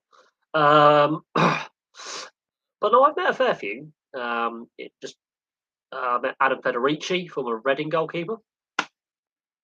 He was quite pleasant, actually, Adam Federici. Very pleasant. But when I met David James and all the Liverpool and Sheffield Wednesday squads in the 96-97 Premier League season, I was only little. And I've got loads of all their autographs, and both teams signed me programming, me tickets, and I met all the bigs, all the big wigs at the time. That was a good day out. That was a long time ago. And I've still got that program somewhere, and it's worth a lot of money, which is really fun. But I've met a few in passing, simply just because a lot of the Reading players live locally to me. I do their bids, which is really interesting as part of the job. You bump into them. You'll see them in their training kits and all that, and you'll see them in passing. Not that I know most of the Reading players anyway, but I've seen Yap Stam around Reading Town Centre and all sorts. You bump in when you just get on with it. You just bump into people, which is kind of fun. But I've met a lot of interesting characters over my time in the various jobs that I've done. I met Alan Pardew. I've met Steve Coppell. Not really. Freddie Flintoff did not really amaze me as a person. He came across as a pisshead. No, he came. I mean, I've met British ice hockey players. I mean, okay, no, I met at the time I was working in Bracknell Dump. I met the player coach, and I was wearing my beat. It was a cold day, cold day. It's the end of winter, about this time of year. It's trying to snow, and Jan Smittle is his name, and his son plays for the team again, and he's played in the AHL over in North America, and he's a pretty good player actually. He's now a builder, by the way, and he saw my beanie hat, and he was like, "Can I have a chat with you?" I said, "Yeah." I said, I'm more than happy to. It's quiet, and my boss was like, "The boss, go on." And I got talking to him for about 15, 20 minutes, and had a good long chat with him. And he goes, "How long have you been watching the sport?" And he was asking all the questions, and I've been, like I said, I've been watching the sport for at this time 22 years. At the time now, it'd be like 30. So long ago it was. And he goes, "How long have you been watching? How long have you been going to a sport team? Like that." And then I just was talking to him about the state of the team, the state of the team's finances, the state of the league, rule changes that were coming in for the following season. And he was just like, "Yeah, is what it is." He said, "Don't worry, we've got some good signings this coming season. Whether I'm still coaching was another thing, but I'll still be involved." Da, da, da, da. And yeah, he was a real friendly chap. And bearing in mind, at this time, the team had a very uncertain financial future. They were trying to make sure the team had enough money to get through the next season and all this. And now, obviously, moving on, obviously the ring's closed down. But he just came in as a customer and ended up talking to me about my love for the sport. And he was like, "Wow, you know more about the sport than I do." I was like, "Yeah." And it was like, it was a quiet day, and I was like, "Thank you very much for your time." And he was like, "No, you're doing your job." And obviously, "I'll be back tomorrow." I said, "Oh, yeah, I'm back tomorrow." And then he saw me the next day, and he was like, "How you doing?" I said, "Yeah, it's going." And he was doing a building job at his own house. And then he goes, "Oh, this is my son. He'll be playing for the team next year." We know, hello, da da da da, etc. etc.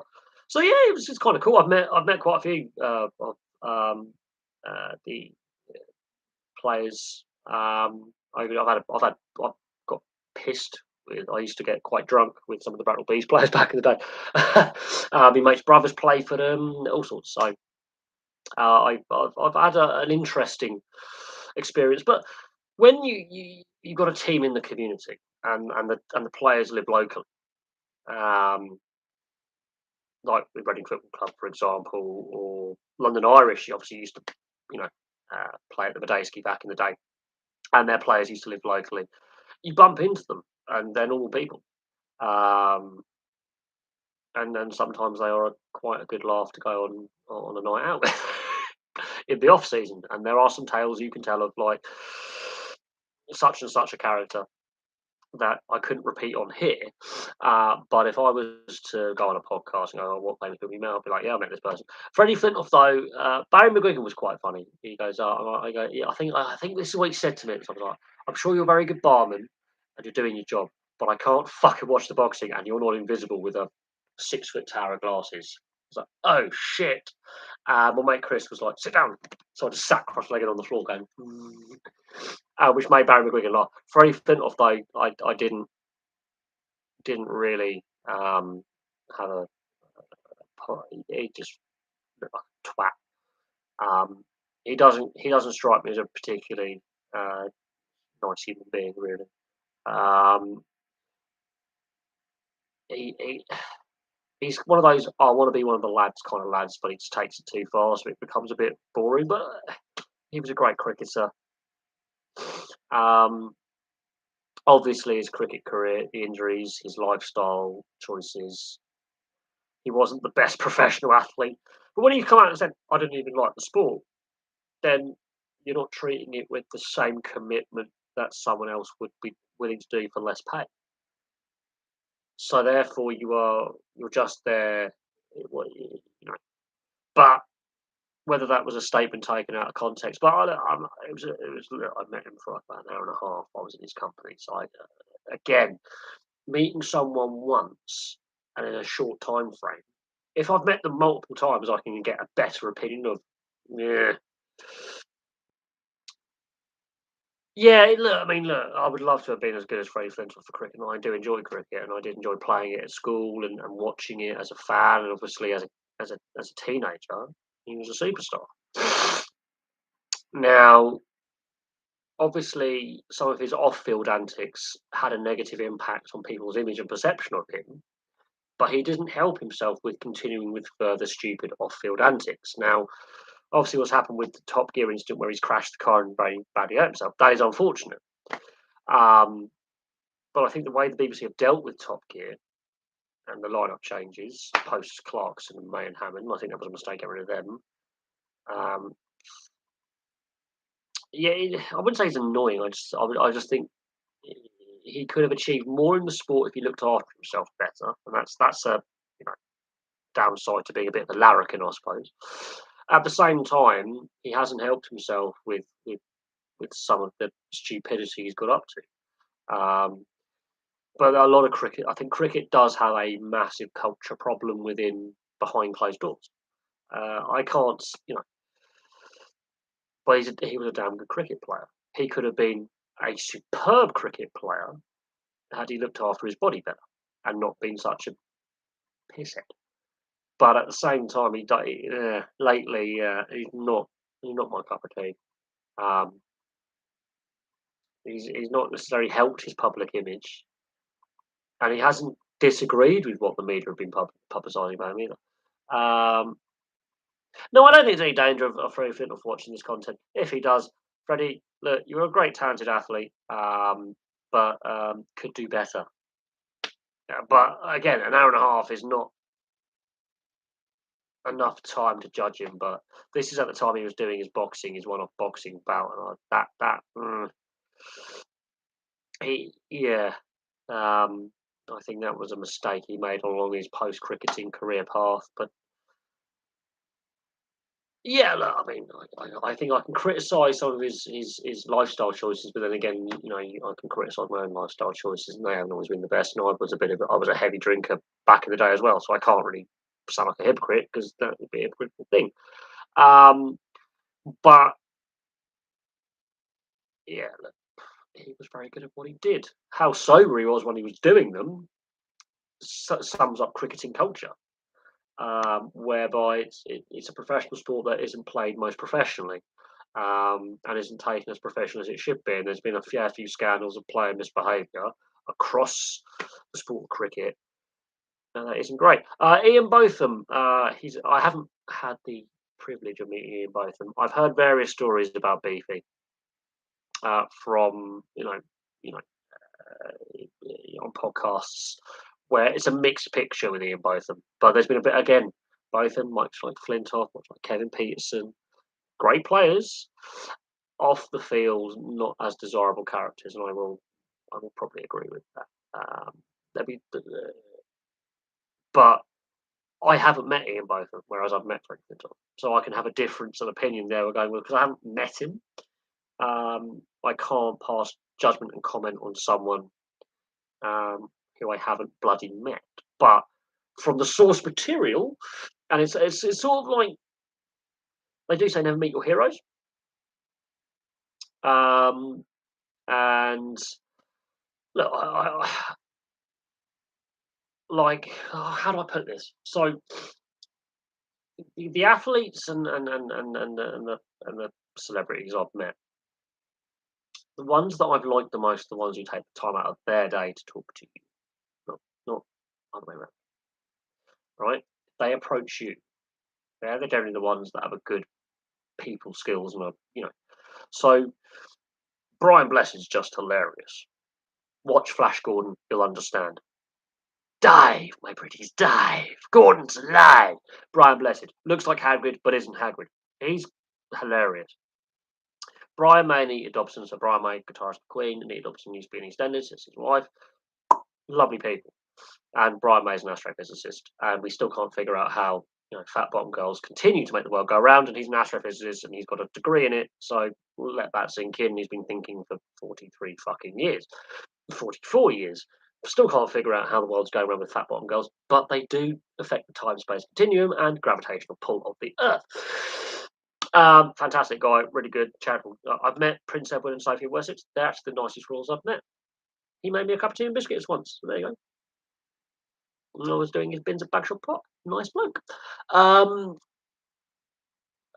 Saying that, look, I found David James really nice. He took the time out of my day. Out when I was I was going around with my sister and my granddad. We were in the trophy room at Anfield at the time. We were giving the stadium tour after the game, which was fantastic. And I'm only like that big. I'm only like 6, 7 years old. I think it was it the day before, day after my 7th birthday. Anyway, we're at Anfield, and it's a very long day. And when you're a young kid and you've been awake since like 3 o'clock in the morning, long train journey, a car journey, then a train journey up, then you've got the match. I think we got like the first or second train out of London Euston. So when you're like a 6, 7 year old kid, that is a very, very long day. So by about like half 5, 6, I think this was about 6 o'clock. So the game is done. Players are obviously in the change room.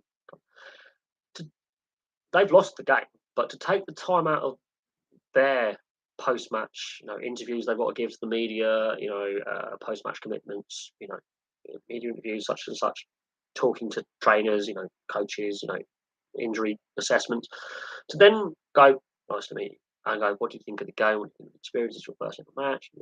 What's your favourite position? Who's your favourite player? And then giving you answers, and he's like, "Oh shit, this guy doesn't even support Liverpool. Oh bugger, your favourite player is not me. It's Tim Flowers. Oh, a rival for the England jersey. Oh, yeah, that he took it rather well. He took that rather well. He asked me what my favourite player was, and I said Tim Flowers, who was the Blackburn keeper at the time, and he's the Liverpool keeper at the time, and they're both trying to, get that second spot from behind David Seaman to get in the England squad.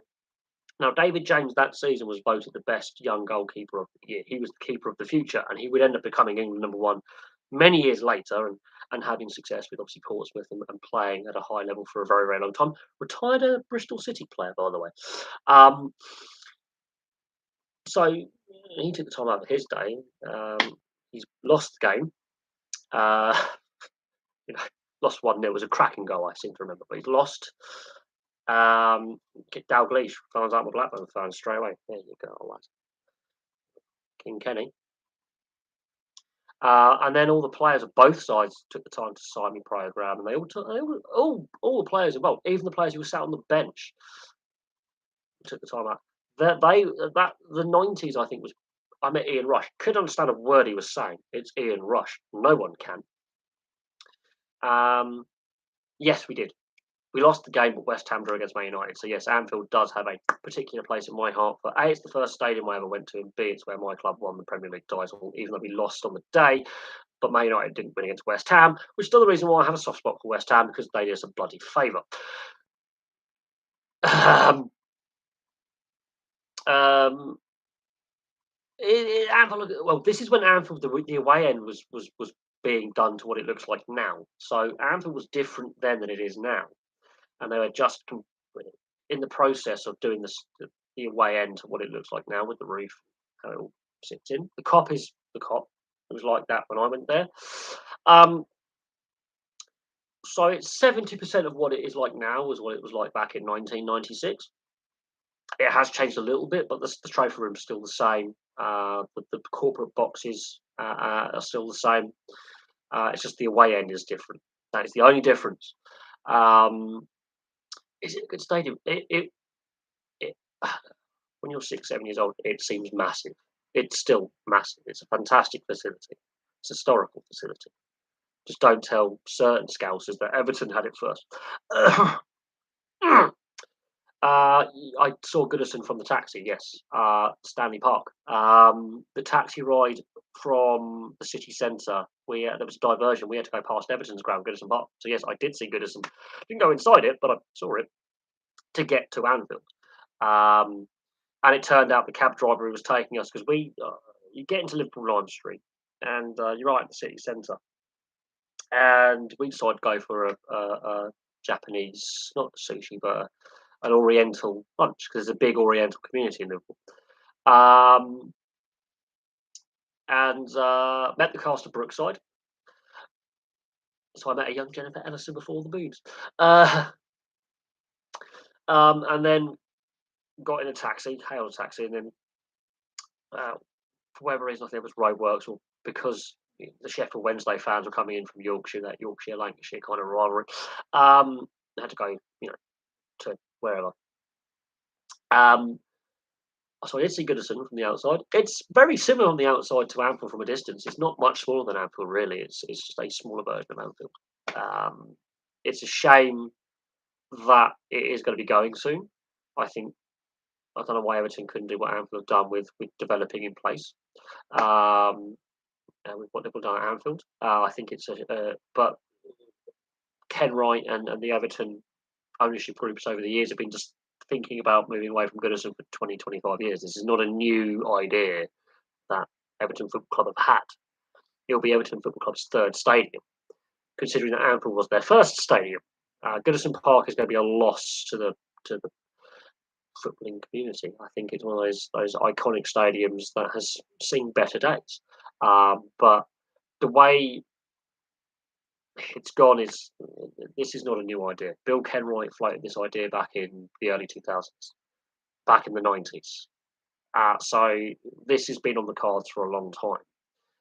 The location by the docks is a good idea. I don't know. The Everton neighbourhood, ironically, Everton is actually now a district in Liverpool. It used to be a separate village in Lancashire historically. Let that sink in. Um, it, it will Everton lose that connection? No, because the way the city is, it's a two-club city, so it's a nice divide. The blue half, the red half doesn't matter. You could be a brother. You could be an Everton fan. Your brother's a Liverpool fan. Um, Oh, look, I think the new stadium will look fantastic. It's the planning application behind it. The corruption behind getting the stadium planning in place has led to police investigations into Liverpool City Council, arrests being made, charges being brought, which is another question about, oh, Everton are losing money. There's corruption around the new stadium build. It's cost Liverpool its UNESCO World Heritage Site status, which has cost the city funding. There's a special grant that the UN gives out to UNESCO World Heritage Sites and those communities that are impacted by them. So it's had a negative impact on the city of Liverpool. This stadium build. Yeah, but they said about Nottingham Forest back in the day that they couldn't get relegated out of the top flight, and they did. Blackburn got relegated. Leicester, you know, Man City ended up in the third tier. No one's too big to fail. No one is too big to fail. It's what people forget. So the fact you're saying, "Oh, they can't," no, they can. It will happen. It's you look at the successful clubs that have been in the lower levels, who won titles, who got silver. Man United ended up in the second division back in the day. Liverpool and Everton have both been in the old second division back in the day. No, they can't. No, they'll be fucked. I'm not surprised Liverpool City Council has been Labour forever. It's bound to lead to corruption. No, no. Have you seen what the Conservative Party are doing? Politics and corruption at the moment is big too, and the SNP doesn't. If you are a majority party in power for a long period of time in any political side of things, and you're not challenged by the opposition. The only party in Liverpool that I think could possibly challenge in certain electoral wards would be the Lib Dems because of the student aspects to the city of Liverpool and to Merseyside. I think they are the second biggest party on Merseyside, the Lib Dems. When you've been in charge for a very, very long time, dodginess will happen. Look at Real Madrid with Perez. Look at the Agnellis and their ownership of Juventus.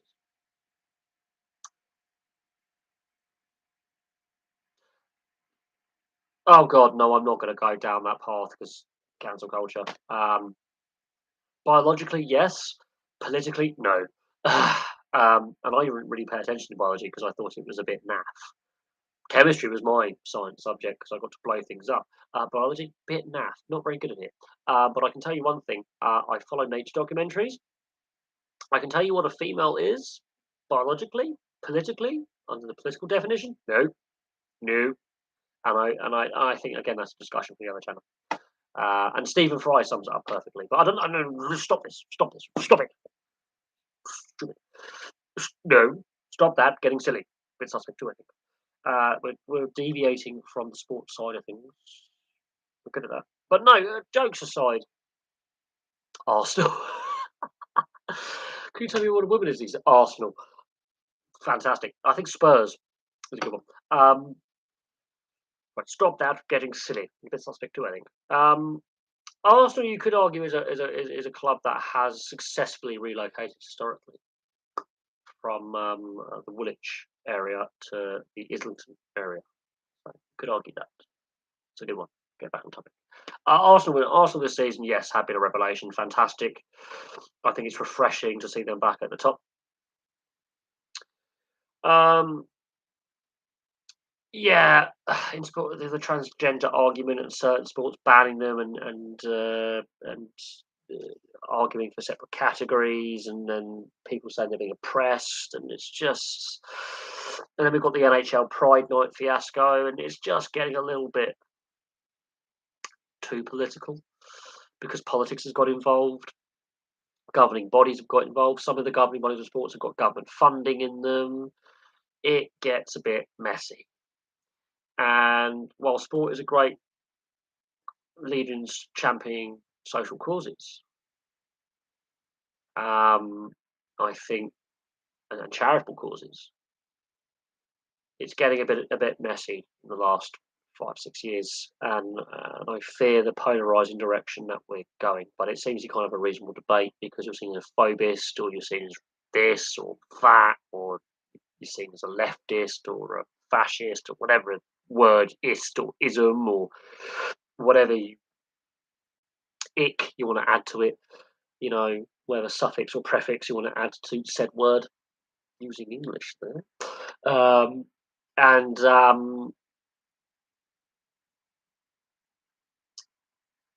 yeah, it's a bit of a mess. What's happening in tennis at the moment? Not a lot, apart from Djokovic is now being allowed. I believe he's to no. Djokovic didn't have his visa allowed with the US. Um, the, the Wimbledon is going to allow Russian tennis players and Belarusian players to compete this year. Other than that, not a lot really. Tennis has been a bit quiet. Nick Kyrgios hasn't done anything stupid for a while, so it's been a bit quiet. Uh, Tennis is another one of those sports which I've got a love-hate relationship with. I think the way the Djokovic situation was handled um, was a bit messy. The way Wimbledon handled, barring Russian and Belarusian players from participating was a bit messy. So there is that. How? I think we're going to be entering a very open era for the majors, the Grand Slams with multiple players winning. I can see that happening. I think we're at a crossroads within the sport in that regard.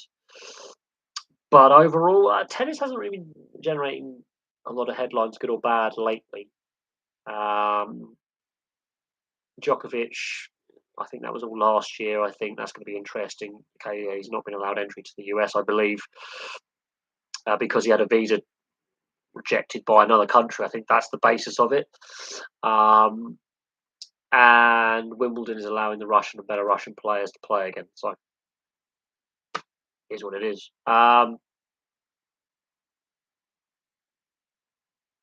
Nadal, no. Nadal's got a condition with his bones that affects the joints and the bones in his feet and his ligaments in his feet, which requires he's in constant pain. He's got a degenerative bone condition that is impacting his ability just to be, live a normal everyday life. So I think Nadal's at the end now. Djokovic, it depends. His form will eventually go off a cliff. Look what happened with Federer. I mean, Federer was still competitive, but he wasn't the player he was. Look at Murray with injuries. He's still plugging away, but he's not the player he was at peak. Wawrinka's disappeared completely. He's still professional, but he's not at the level he was. Again, injuries and such. I don't think Djokovic plays until his 40s, no. I think there is a good crop of young players coming up who are fast, athletic, powerful, and again, the sport keeps evolving. I don't think once they're all gone, there will be a social media dip. I don't think that will be the case. I think Nick Kyrgios will continue to create headlines, and Marian Cilic is a damn good player. There's some other good young up and coming players in their early 20s who are really entertaining in the men's side of things. So we'll see what happens in that regard. So we'll see what will happen. I think Nadal could still add to his Grand Slam record, or Djokovic may break it. It Nadal and Djokovic. I think Djokovic Nadal. It'll be interesting because Djokovic is not playing it. The what's the next up? What's the next one? I think that's Australia again. Where have we had that?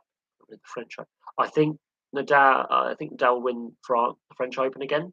Um, this is his last go around, and then Djokovic maybe Wimbledon, maybe the US, maybe it all depends on the visa situations that Djokovic will now face, and how long Nadal goes for, which I think will be another year or two, and then he's done. Um, um, but I think Nadal's become more likable as time has gone on. Federer was always likable because he was the epitome of not only being a professional but also a nice guy. Um, Generally, you can just like Federer. Djokovic, he's a character I can't like, not because he's a bad player, not saying that at all.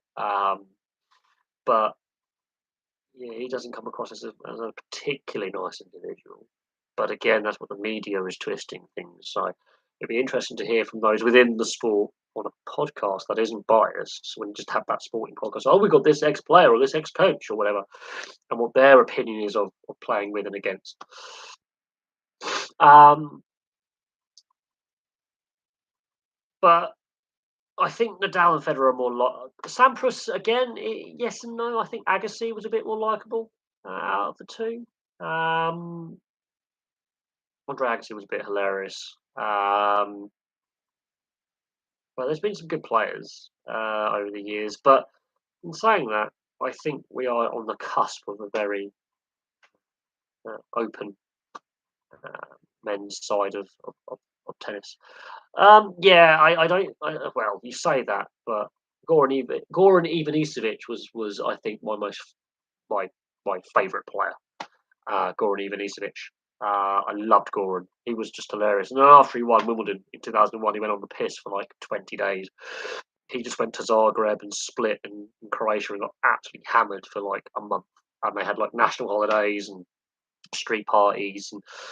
But there is a slight anti-Serb, anti-Russian element in the Western media, which is unfortunate. But at the same time, Djokovic and his dad don't help themselves with some of their antics and some of the causes they support, and their stance on certain things politically and socially, which is a bit of a thing. Everyone loves Goran. Is everyone's adopted Slav. He's like the Slavic cousin you have. This is your cousin from the Balkans.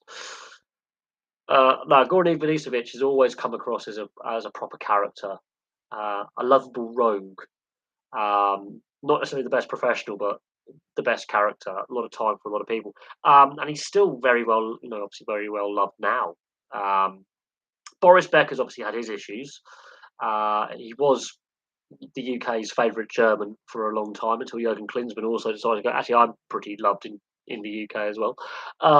But Boris Becker's off-field issues with his private life and his finances and his criminal convictions and mess he's made of his himself has not helped himself.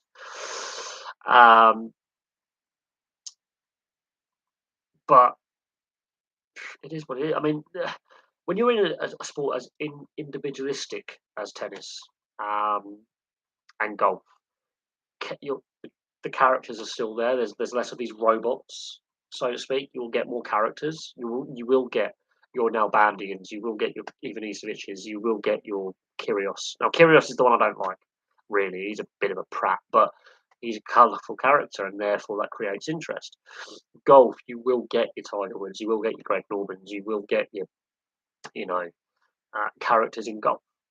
Some are likable, lovable rogues. Some are just generally nice guys. And then you've got people that you think are nice guys and lovable rogues, and end up being the rakes, the wastrels, and the rogues of the world, and not in a good way. And that's what's happened to Tiger Woods. He comes along in the mid '90s, this fantastic youngster, pinging the ball up 400 yards, 350 yards, power behind his drives. He's of a mixed race background, Filipino and Afro Caribbean, which is a rare mixed race background, challenging the established order. And then we find out later on he's a bit of a love rat. He's not a particularly nice individual. He's particularly misogynistic, and he's not a nice guy. And we're meant to feel sorry for him. But I'm sorry, no. Well, Krajak, no, I wouldn't say he's the weakest. He just won on the day. He beat what was in front of him, which was Sampras. So no, he's not the weakest because he beat the world's best. And you could argue, Sampras, he changed coaches because his coach passed away, and he was still in the final. Right, still in the final. It was 1996. He beat what was in front of him, which was the best player in the world, which was Pete Sampras, the world number one. He beat him. He beat a player who was far better than he was. Beat him easily. No, he's not the weakest. Leighton Hewitt? No, not Leighton Hewitt. Who was the American who had the fastest serve?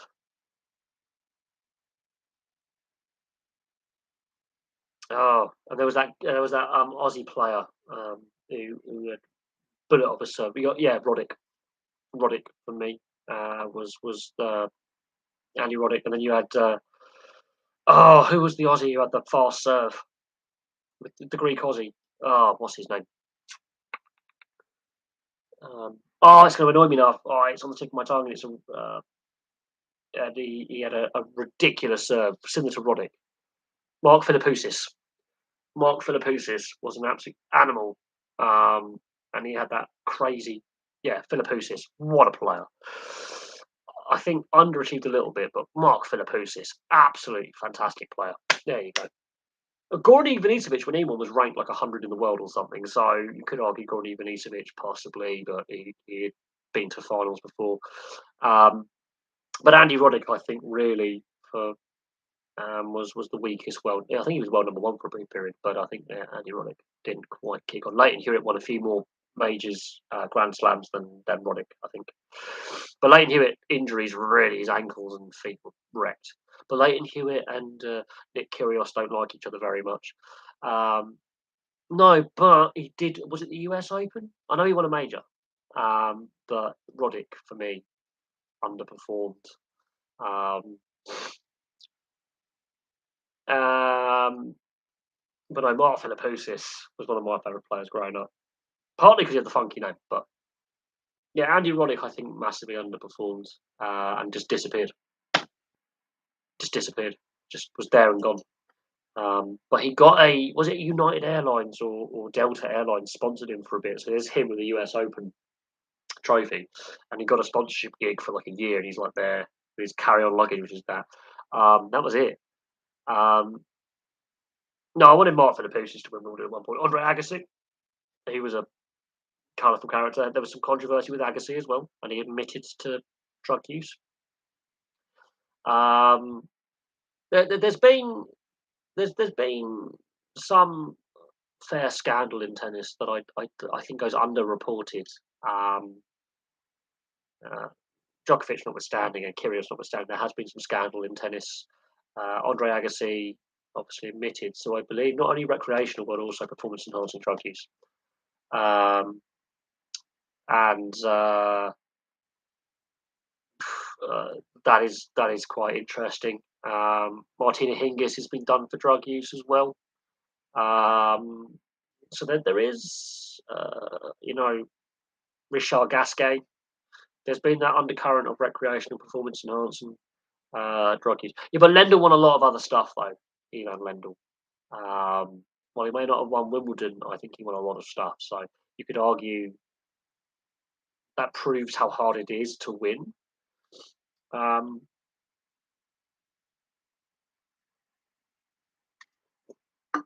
But no, there has been that undercurrent of nastiness within professional tennis for quite some time.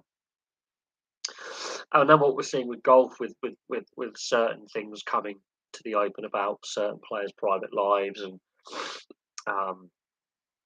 some of the like Tiger Woods, for example, and some of their actions which are not pretty nice. Rank the tennis majors, I would say Wimbledon and Roland Garros are equal first, and then it's US Australian is equal second. I think in that kind of bracket. Although the US has a massive influence on global tennis with training camps and coaches being based there. I think the Australian Open is the weakest um, of the four in the sense of international interest in it and following and people being viewership figures. Still a fantastic tournament. But Wimbledon and Roland Garros for me are equal. They get the biggest TV audiences. They are the pinnacle. One's on grass, one's on clay. The US and Australia are on the same surface, so the two hard court surfaces. So they're a little bit more plastic, if you can call it that. Um, Players talk about Wimbledon and Roland Garros the most. It depends on what interviews are. Now, this is interesting. Yes, you could argue with the media that we receive, the English speaking media, they talk about Wimbledon out of the three English speaking majors. I think you'll find Roland Garros is actually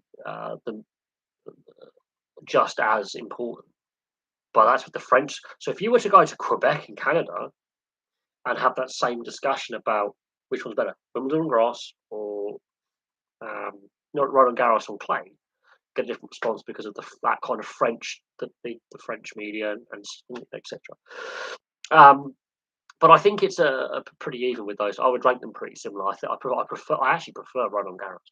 I prefer the clay aspect to it because you can play that a little bit later with the rain, with weather delays. Whereas the other three, when it rains, you're fucked. Which is why Wimbledon's got the coverage now on centre court number one, and the others are, you know, it's a big investment though to have that for possibility. Last summer, for example, we didn't need the roof closed. Really, it was raining. It was the opposite. But no, I prefer Roland Garros. Ironically, I find it a better tournament. I find it a more enjoyable tournament. And I think now with Nadal at the end, it's actually more an open tournament now. Nadal, could be done. And then it's like who can adapt to the sticky clay the best. That'd be my view on it. I think. I think we are entering an era. And tennis is a weird one because we don't talk a lot about tennis on this channel. We don't.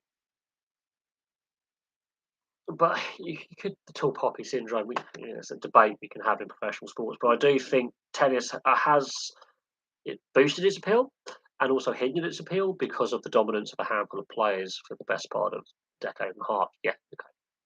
You could argue that is a problem, and I think where we are at right now, there is the coming of the new order, which will be lots of players winning and not one single dominant player winning all the time.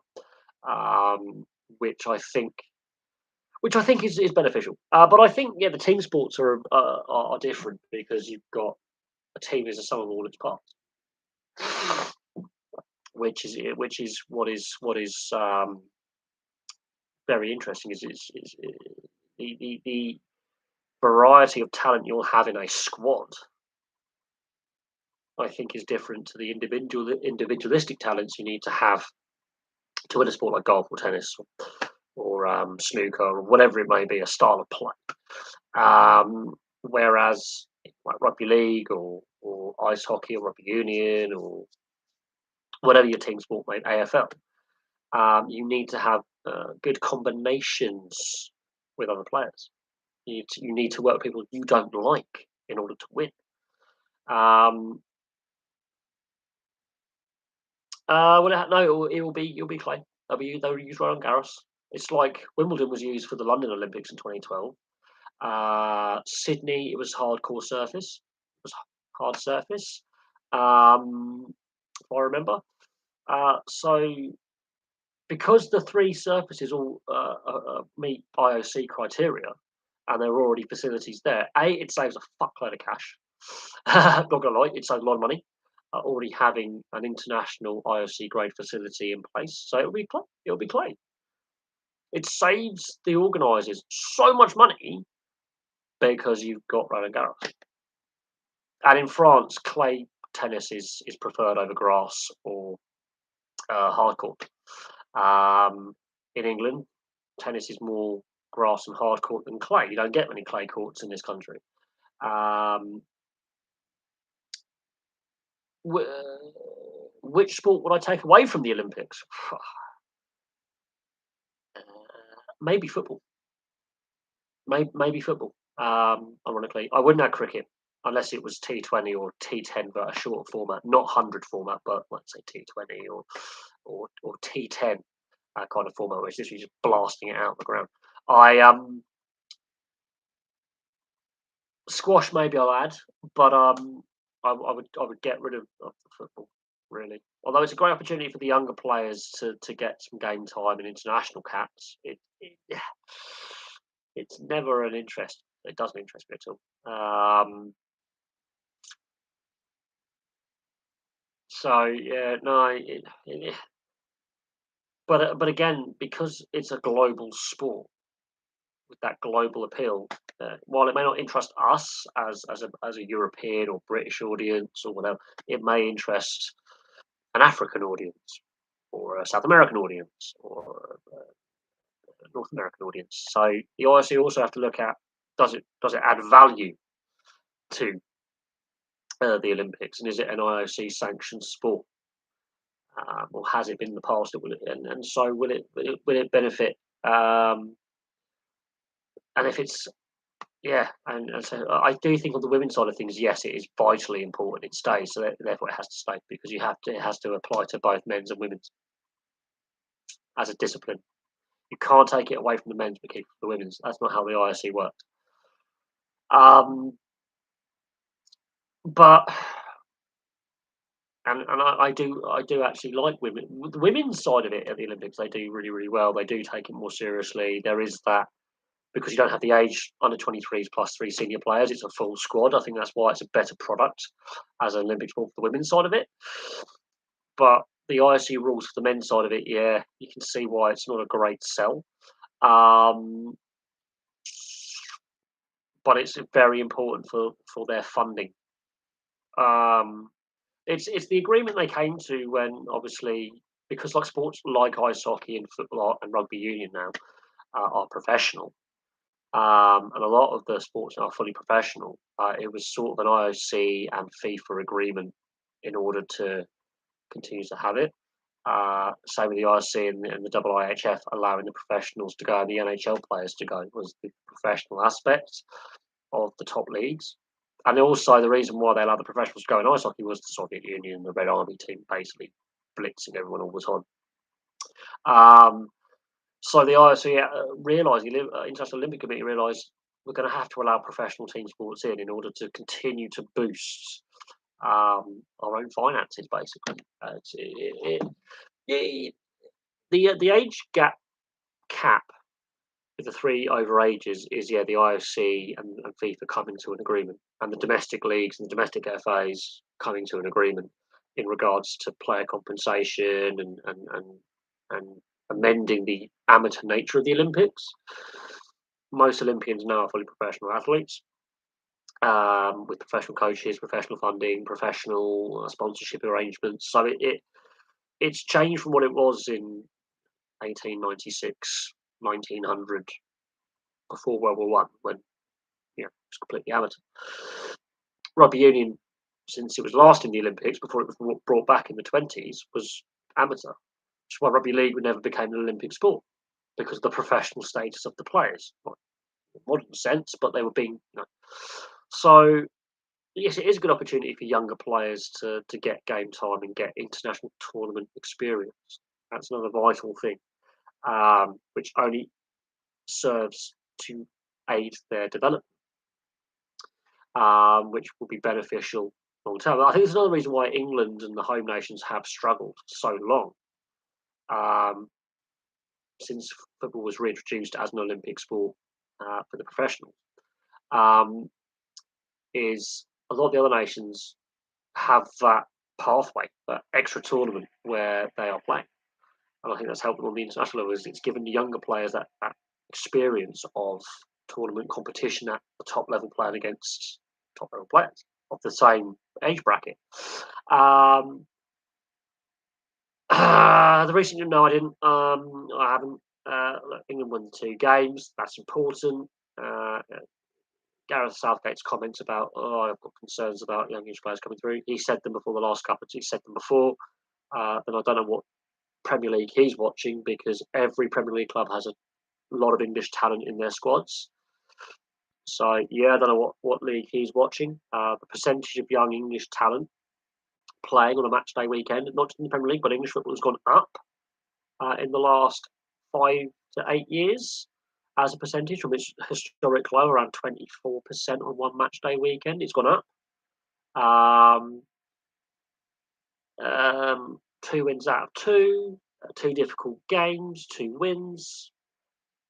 But I do think England in qualifiers versus England in tournaments is different beast. We've got a great record in qualifiers, especially under Southgate. And we've only failed to, since obviously the qualification process has been brought in and things like that, since we've been entering the World Cup and the Euros, for example. As a nation, we've only missed a handful. We've got a great qualification record. It's the actual tournament record that's where we fall down. Other nations have a not so great qualification record. When they get to tournament, they seize their opportunities, do better. Yeah, there are English players actually playing outside of England doing really well, and he's not selecting them. So this is where I think Southgate. I think it's a veiled hint that Southgate is basically told by the FA, raise this point, put pressure on the clubs, because the FA is also investigating clubs for their financial spending, their financial transparency. Everton, for example, where they're not signing or bringing through that English talent or that British talent through their youth systems like they were in the late 80s, early 90s. Class of 92 is obviously Man United, obviously that example. Blackburn's team that won in 94, 95, a lot of British players in that team. Handful of overseas internationals, but it was basically a British team with a couple of foreigners. I think Henning Berg, obviously the overseas player of note from Norway at the time. Yeah, I think I've discussed this, the way I would fix it. If I was in charge of UEFA or FIFA, the way I would fix the international game is get rid of the Nations League completely, get rid of qualifiers and international breaks mid-season, like we've just had, and play the qualifying tournaments, those qualifying groups, in that tournament window in the summer, in between World Cup, qualifier, Euros. Qualifier, World Cup, qualifier, that kind of every summer you have international football. That's your window. Then it's league season, and domestic and cup season and European Cups season. Right, club season, August through till May, the actual playing time, and then obviously the end of the season, when the season officially ends, when contracts terminate and players make transfer windows, and pre-season. That window, get the tournament qualifiers played then, and then the following window would be the following year would be a World Cup or Euro cycle. Bosh, that'll be it. That way you don't disrupt domestic league seasons and the domestic cup seasons, basically, and the European whatever mid-season with these international breaks that we all hate. Yeah, and then I think you'll find, hypothetically, countries like England and France may not do as well in these qualifiers and may struggle a lot more. But the club country debate, I think the statements from Southgate in recent years, when qualifiers come around for that next tournament, there's not nothing. I'm worried about the English talent. Percentage of players playing it each weekend is going up. So I don't know what bloody league system he's looking at. Balogun, for example, has more goal contributions this season than Neymar and Mbappe and anyone else in Messi.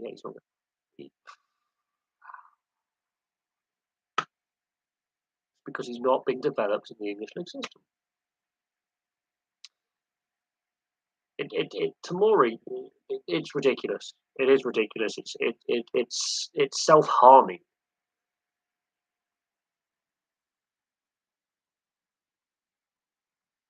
I wouldn't say there's not many good international sides. I think Morocco proved you can be an underdog and really go far if you buy into a system and buy into a style of play and work as a team.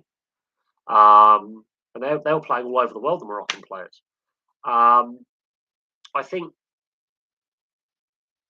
and what the Russia World Cup taught us is, teams that have done really well in qualifying and consistently, you know, qualify, fail at tournaments. Spain, apart from their little window of winning and won Euros before that, always qualify, can't do anything in the tournament, fall apart.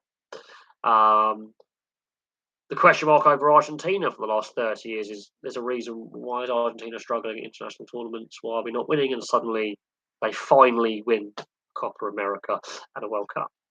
Um, yeah, Scotland doing their thing, fantastic, fantastic. But at the same time, where are those Scottish players based? But then you got to look at who's in charge of the Scotland team, and I think he's got a tough job in Scotland with the domestic game in Scotland and the weak player pool that Scotland currently has, and one tournament qualified for since France '98 tells you Scotland's got a lot of problems. Um, and Scottish sport in general has a lot of problems. And at the moment, the rugby union side is where a lot of the decent performances and results coming from on the international level, at international sport, and football is going backwards. And Scottish sport has basically been struggling since the late 90s. So the Euros is hard to qualify for. I think eventually we're going to have 32 tournament of 32, like the World Cup was at. Which I don't mind, actually. I don't mind that. I think that actually benefits rather than hinders in the long term. I think in the short term, obviously the current format they've got. Yeah, I think that too will actually. I think no, yeah, I think that will actually be a really good tournament. A lot of the smaller nations will have world class players playing for them who won't ever get to a World Cup. So that is that. I would say Latvia, Moldova. I mean, Latvia actually have qualified for a major tournament in the past. It will be interesting to see like Slovenia back at the top level. It'll be interesting to see, you know,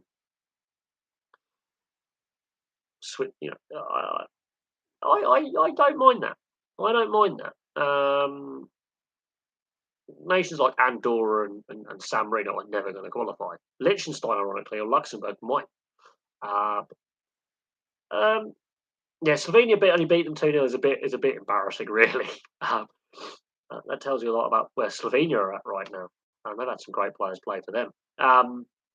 But no, I think yeah, I think it could get to 32. But I actually think that's not a bad thing because it solves the structural problems we currently have with a 24-team tournament. With that the best third place teams go to the next round, which no one likes. And Europe's a football continent, really. I think it would actually benefit the smaller nations as well. And yeah, true, but that's 2007 England. We weren't very good back then. But I don't think that's necessarily a bad thing. What I do think is a bad thing is the expanded World Cup. I think they've already said, oh, we're going to change the group stage format yet again. So it is what it is. But this is every time they go, we're going to expand a tournament, there's people going, no, it's too much. And then you get used to it, and you go, oh no, 32 is actually all right, or 16 is all right, or 24. And there is no perfect amount of there's no perfect, should I say, tournament structure. There isn't.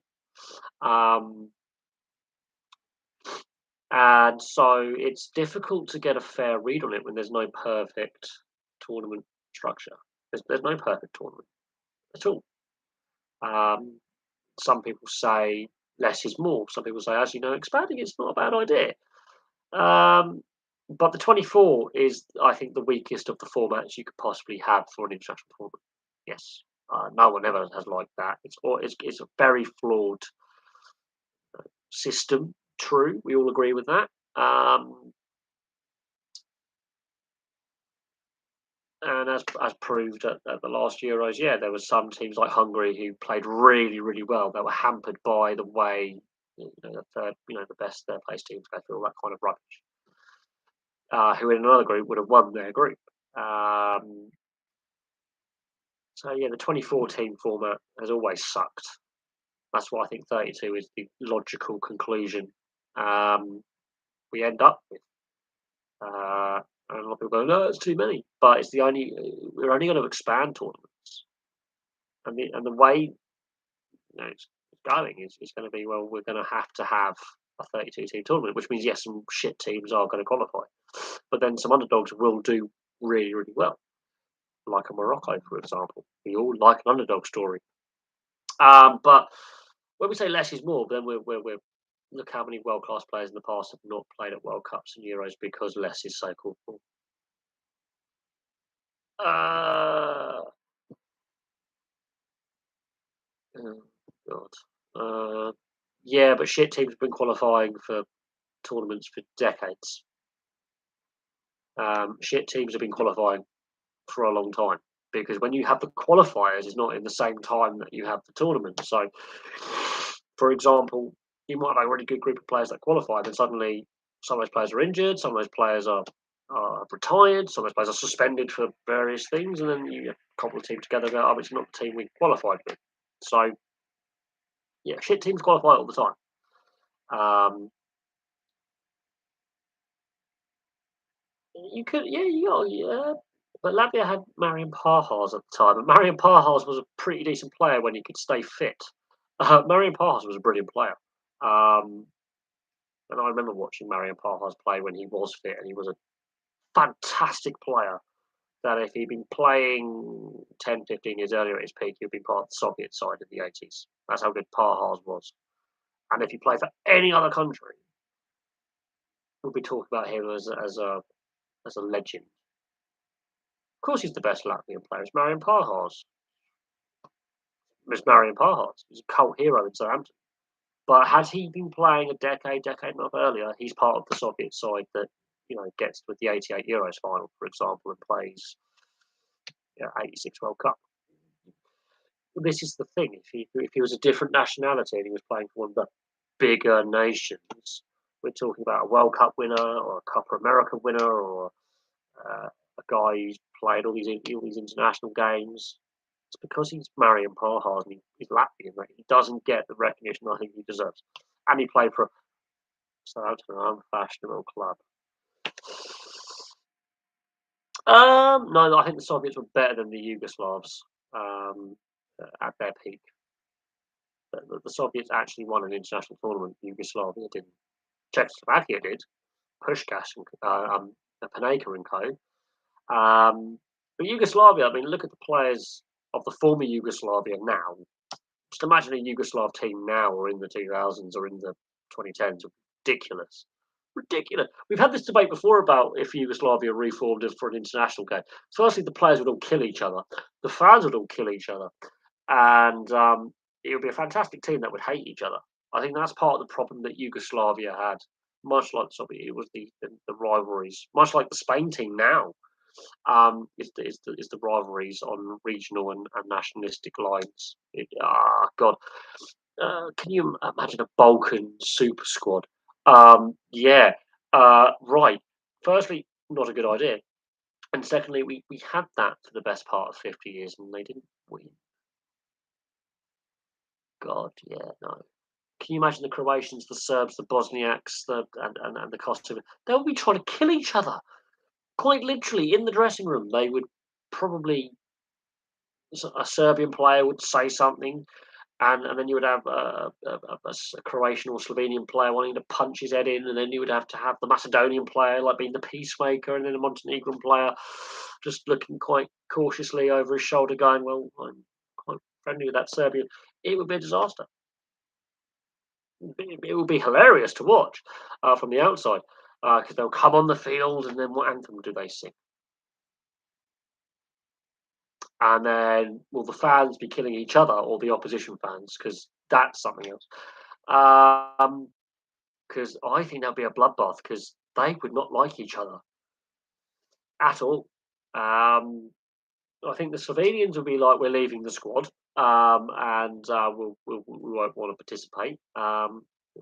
North Macedonians, as we've got to call them now, but Macedonians would also be leaving the squad and wouldn't want to participate. The Bosnians, the Croatians, and the Serbs will be killing each other. The Montenegrins will be like, have an affinity with so and so, but yeah, that would just imagine being the coach of that team. You would have to be a foreign coach of the team. You wouldn't be one of the nations. You would have to be a foreign coach, and it would be really ridiculous. Yeah, I remember when Serbia. Well, they were Yugoslavia until 2004. Then there was Serbia and Montenegro for 2 years, and then a year later, Montenegro's independent. Yeah, it's just no, just not. It's bad enough when Serbia and Croatia meet in the same tournament. um, um, Imagine if Serbia. Oh, just no. There's a reason why the nation didn't work at all well for 70 years. It did no. Voljana, no, they'll still be part of Serbia. They still be part of Serbia. There's too many Serbians living in Voljana. They get autonomous status. Novi Sad is too important a city for the Serbians. For no, let's not no. But can you imagine who would be coaching that team? Would it be Mourinho? Would it be Conte? You would need someone with an iron fist, and it would have to be Mourinho, I think.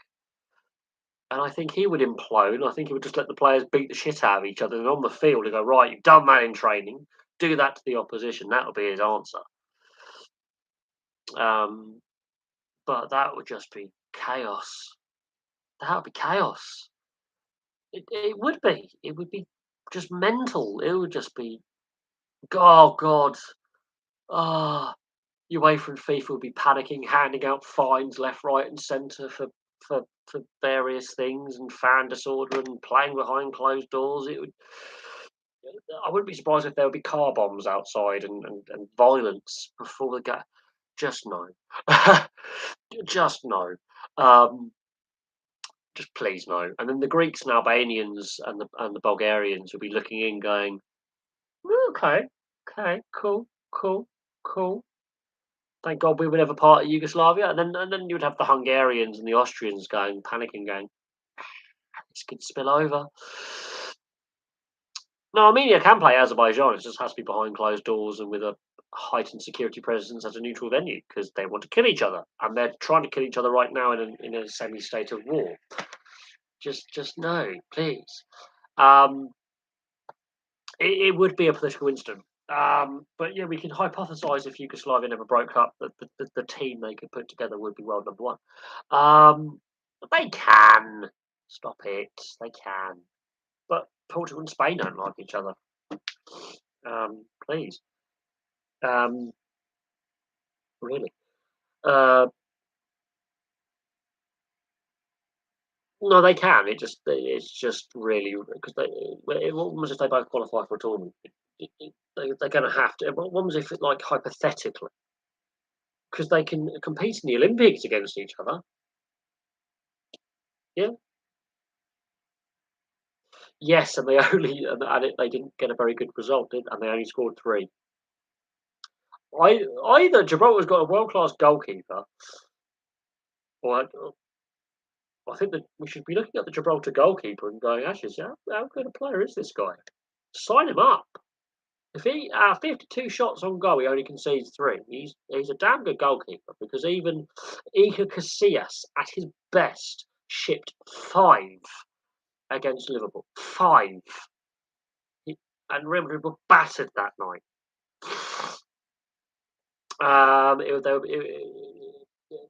So let's have a look at this Gibraltar goalkeeper. Actually, let's see how good he actually is. And I've seen this in ice hockey where You know, there were NHL scouts looking at Ben Bounds in the World Championships 2 years ago because he was facing 60, 50, 60 shots a game and only conceding a handful. Um, Goalkeepers can steal you results or make it look respectable. Iker Casillas, for example, has been on the back of many a hiding um, where goals have gone in, and if it wasn't for Iker Casillas, Spain or Real Madrid would have lost by more. Um, oh yeah, I would as well. Also random country. Um, yeah, no, cool. Imagine Corsica was a separate nation, having the Republic of Reading. I wouldn't be surprised. There is a certain left wing anarchist element in this area. Republic of Berkshire, West Berkshire, don't. There were just don't. A lot of people in Reading are not very happy with the local council. A lot of people in Wokingham aren't happy with the local council either. Really don't. The Republic of Chertsey. I have declared Chertsey a republic. It's a right wing republic where everyone votes Conservative, but we don't like the royal family. No, it would be funny. Just saying Cornwall is a separate country. It wouldn't work. It would collapse after a week because there'd be no bloody money and no jobs, and everyone would be unemployed. Um, yeah, in 10 years as a team, well, yeah, that'd be very interesting. It would be. But yeah, it's going to be interesting to track their progress. Like much like Malta have improved massively and are much better than what they were because their domestic league has improved. Um, Liechtenstein have done very well. Luxembourg have really kicked on in the lower levels of the world rankings. They've really done rather well. Yet San Marino still struggle. But comparable nations for small population size are do quite well because they've got professional teams that do quite well. Luxembourg have got a decent population and they do quite decently, yes.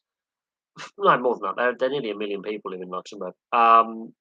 Liechtenstein is the one with the small population that does quite well and wins games, and they've got professional FC Vaduz that play in the Swiss professional system and have played at the top level in Switzerland before and have played in Europe. Um,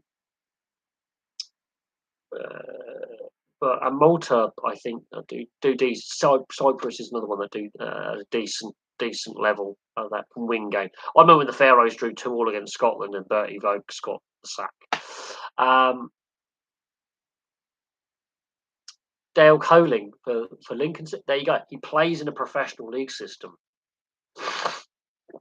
So there you go. There you go. But no, Scotland drawing 2 against the Faroe Islands cost Bertie Vogts his job. And this is at a time following Scotland failing to qualify for Euro 2000 and following Scotland failing to qualify for the World Cup in 2002. Bertie Vogts got put, but Scotland went, oh look, Sven with England is the 5-1 over Germany, and they you know they're doing this European experiment with an overseas manager. We'll do the overseas manager. It didn't work.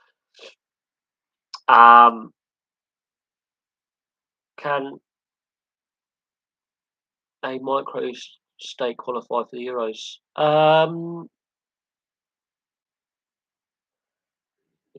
It's possible. It's possible. If they've got players playing at a high level in Europe, yes, it's possible. Um, with expanding tournaments and therefore expanding how many teams can qualify from a given bracket, basically. So in the Euros, in this case, it's the whole continent, and half the continent can. Basically, it will eventually get to 32 teams tournament, which means half the countries will qualify. The Faroes are technically similar to like Gibraltar in political status with Denmark. They're like Greenland. in political status with Denmark. How many UEFA there? I think there's about, is it 67? Something like that? Something like that, about 67. Yeah. No, it's more than 54. Um, yeah, it's more than 54. And with like the breakup of Yugoslavia and debates around, you know, future of certain countries and then breaking up of countries and stuff like that, and places like Gibraltar now getting that FIFA and UEFA status, and Cyprus being a divided nation. I mean, if North Cyprus gets UN recognition, for example, are they European? Are they Asian? Turkey and Israel technically are Asian nations, although Turkey's got that European link with the Thracian part. And, it gets interesting when more countries get added. And yeah, it's so much money for me as well. The Greeks get a bit shitty about that, but it's Greece for you. They've got problems of their own. Um, yeah. Um, to me, I'll have to look at the history of modern Macedonia compared to historical Macedonia, and Greek. The Greeks get a bit weird about, Alexander the Great, Philip II of Macedon, actually Greek, or are they Macedonian, or are they whatever? Who are they? Um, and parts of modern North Macedonia. Um, and parts of the province of Macedonia, and the historical shit show that is the Balkans, because it is. It's fun. It's fun history to look at. But political subdivisions and who owns what, and yeah, and who claims what, and it leads to border disputes and political disputes. I mean, Montenegro and Croatia have a political dispute right now over a boat, over one ship. Yeah, a naval vessel that one nation has seized and the other nation actually owns. Yeah, and there's a political dispute, right? It's just ridiculous. Um, Montenegro it is small, but it isn't as small as people think. There's a lot of hidden valleys, and it's about 750, 800. It's about. It depends on what census you look at, or what survey you look at. They try to encourage investment, and it's an interesting. The Balkans is mad. You can blame Austria and what is now Turkey, the former Ottomans, for the madness that is the Balkans, um, basically. And to a certain extent, Venice or Italy. The Balkans is just a shambles. Look, the Balkans is just, we're going to create another country today. We're going to have another conflict. It's just the Balkans is just a mess. No, they won't. There'll be more splitting up rather than joining together. Let's let's just slow things down with the Balkans. And so when it comes to sport, it's like, well, we had a nation here last week. Now we have two. No, they won't. Boljana will not separate from Serbia. Just no. And then there's a bit of Hungary claims a bit, and then there's bits that want to join. And it's just stop. Just stop. Um, God, there was a period in the 90s there was a period in the 1920s as well. There was a period where a new nation was being proclaimed every few years in the Balkans, and there was a war of independence. This and a civil war. It's just, and there was a period in the Balkan Wars after Bosnia and Sarajevo were claimed as an Austrian province, where it just gets. There's a period where it's a bit messy in the Balkans. About 150 years of just, yeah. Yugoslavia, yes, it does translate as Slavs, yes, and it does, yes. The Union of yeah, it does. On a loose translation, because if you look at it properly, Bulgaria, are they Slavic? Not Slavic. Romania, are they Slav? Because there's a bit of Romania that's in the Balkans as well. Greece. There's Turkic origins, and the Greeks themselves have obviously got the ancient Greek culture goes back donkey's years. And then you've got the Italian influence in Slovenia and bits of Croatia as well, with Venice and Trieste. And it just becomes a mess. Although there's bits of Romania like Transylvania, and then the Carpathians right up to the Bulgarian border and into the edge of Serbia that you could argue are part of the Balkans, Greater Balkans, but they're not Slavs. A whole Slavic nation, all the way from Russia, Poland, Slovakia, Czech Republic, the whole lot. Fuck. Um, uh, um, and technically Bulgaria. God. Fuck. Um, they would all try and kill each other whilst being part of it was called the Soviet Union, wasn't it not? And Soviet and Yugoslavia were sort of the two big blocks of Slavic peoples, and Czechoslovakia. There's a reason why these nations don't exist anymore. They all hate each other. We try to have these union of nations. Stop it. Yeah, they sort of tried that in the Cold War with Yugoslavia, Czechoslovakia, and the Soviet Union. And there's a big debate in Czech Republic and Slovak Republic, or Czechia, depending on where you are in the world, um, of who has the rights to the football history and the ice hockey history and the Hall of Fame and their sports Hall of Fames and all that, and who has the rights to what in the heritage. And it's gone with the Czech Republic because the capital was Prague. Yeah. And the Slovaks, that's the one bugbear with Slovakians, is the sporting history goes with the Czechs. Um, now, when it comes to all the gold and silver and bronze medals at the Olympics and World Championships in various sports with Yugoslavia, who gets the history there? Pre 1991, oh dear, or pre 1990 technically, Slovenia. But can you imagine a unified? Can you imagine like players like Berbatov, Stoichkov, Hristov, and all that playing for a unified Slavic team? And then you would have, Edin Dzeko, Asmir Begovic, Christ, the pissing Slovenian goalkeeper, oh, who played for Udinese. I mean, this would be ridiculous. And then you would have Andrei Arshavin in there, Denisov, Bestchasnik. We go back to the 90s. He was on these players. Um, Kanchelskis, remember him at Man United? You would have Vasily Rats. Go back to the no, it's called the Soviet Union. We've got to do post communist players. Power God. Um, Pavel Nedved, Jan Koller. Oh God, oh Jesus. Then ice hockey players. Not only would you include the Russians in that, you would have to include the Slovaks and the Czechs. Seriously, they were already bloody good anyway. And you would have stop it. No, because they all hate each other. That's the thing.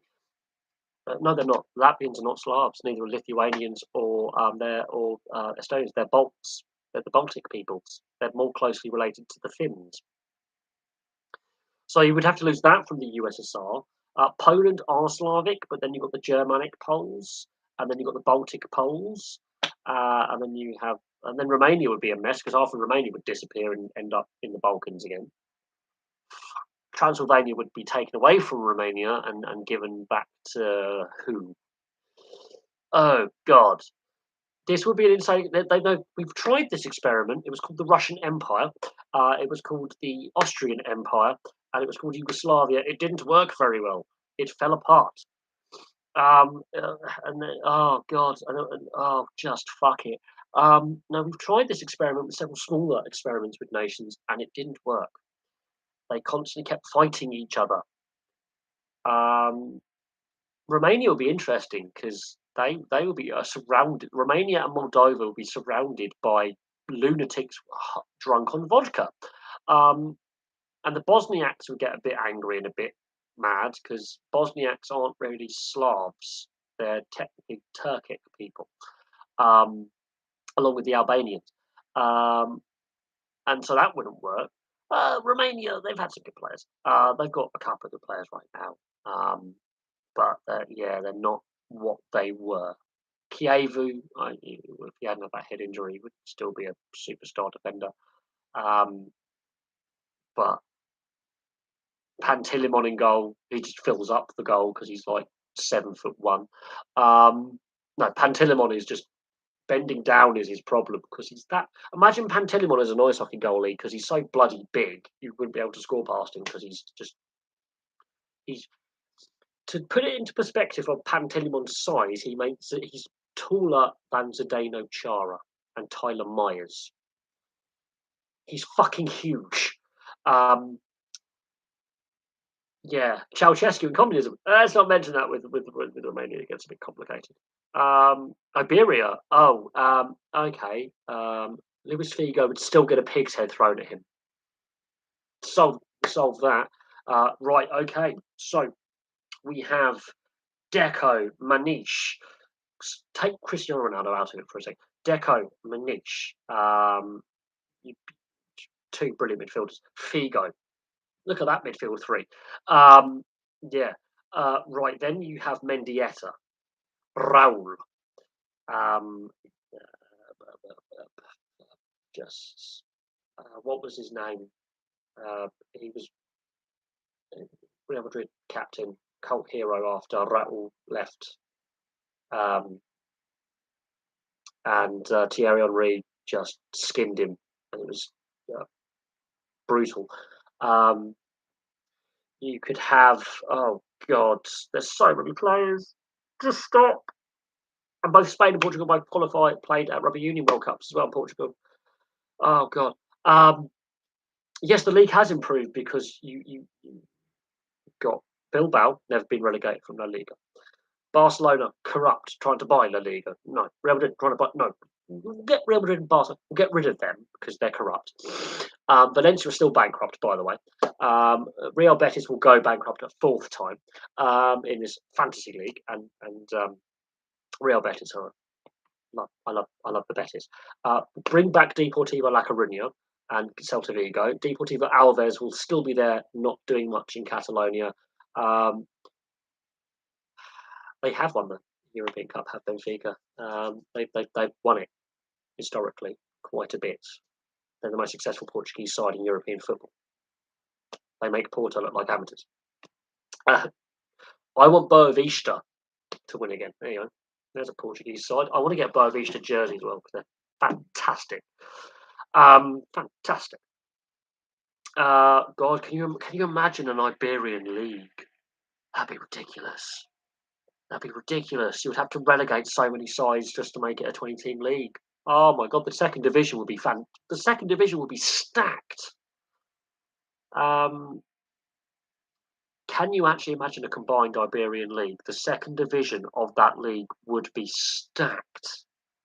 That is bonkers. Bovey, that is bonkers. So Porto, Benfica, Sporting, Boavista. Boavista is my Portuguese team. I like Boavista. Their jerseys are fantastic. Their kit is fantastic. Just stop it. Stop it. Stop it. I'm gonna get. Stop it. No, the Braga. Fuck. The Iberian League would be so stacked that second tier would be better quality than the Championship.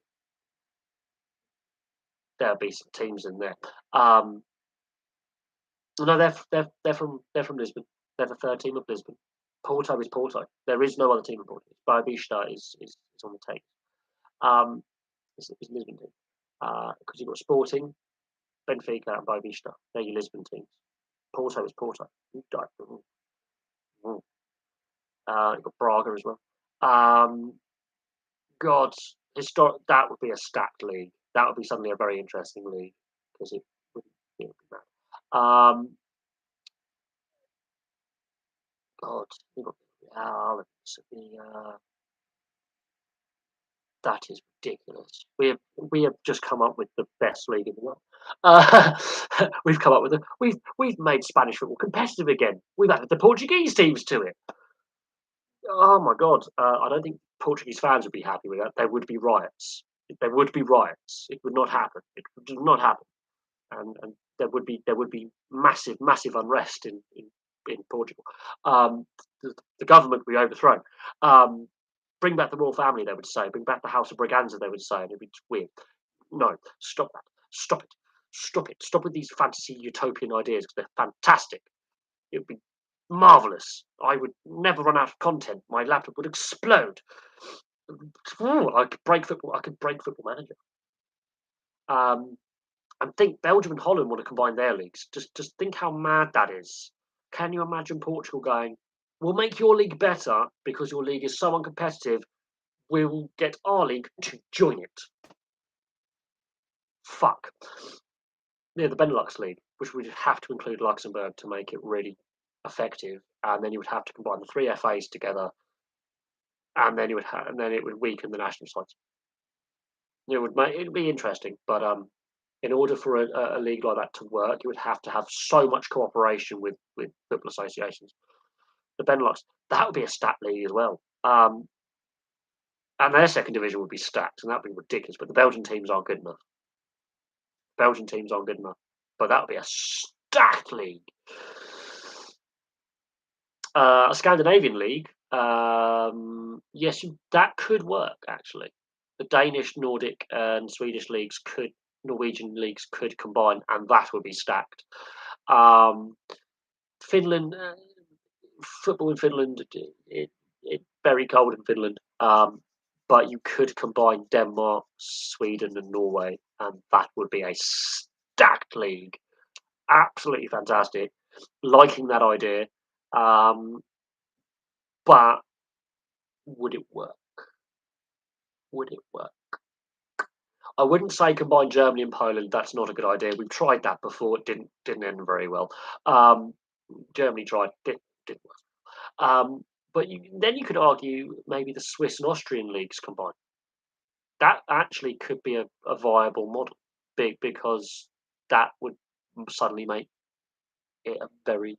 But historically, the Swiss football league is very competitive. I did a little bit of research. I was looking at doing a couple of Swiss club videos to go with the German and Spanish club histories that I've done alongside obviously the British clubs that I've done and some of the French clubs I've done. And the Swiss league is really historically competitive. I was really stunned. It was a very competitive league. Really, no, really was. Um, um, and I was really stunned. It was a very competitive league history. Um, And so next week I might do some Swiss club histories, some Austrian club histories. I should do some Italian club history. And I look at it, and some of it actually no, it's historically very competitive. And for such a small population size, and with football not being necessarily the biggest sport in ice hockey is a bigger sport in Switzerland than football. Um, that stunned me how competitive the Swiss league has actually historically been. Um, I sent the French part of Switzerland back to France.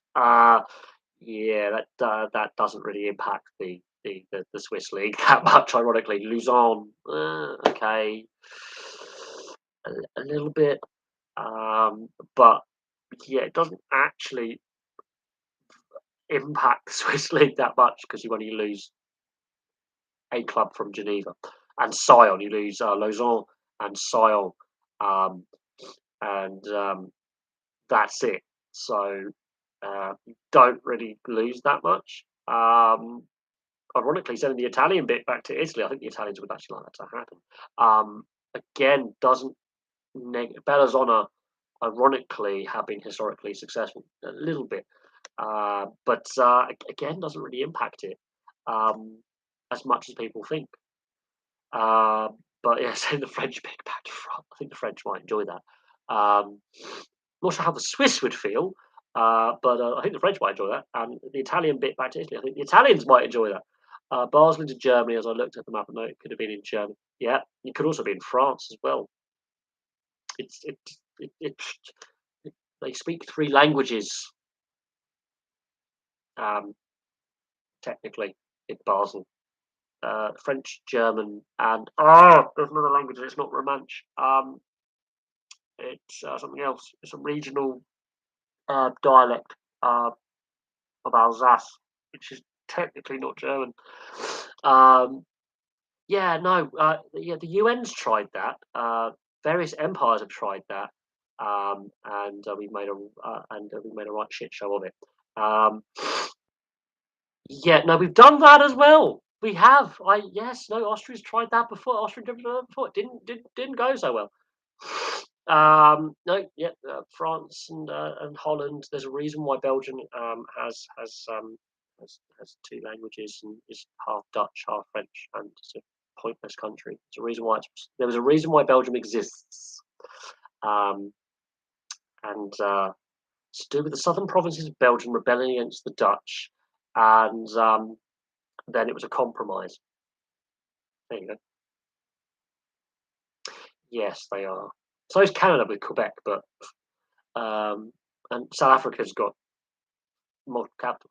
Um, the reason why, well, the Swiss is interesting because you've got four official languages and bits of bobs of Switzerland have been part of different countries at different times. Ironic, and been also bits of Switzerland have been independent countries as well, or independent legal entities. Um, yeah, just don't get me started. Don't. Belgium and Switzerland are just very weird. Yes, and the Swiss are very weird anyway. Put German part of Swiss into God, gee.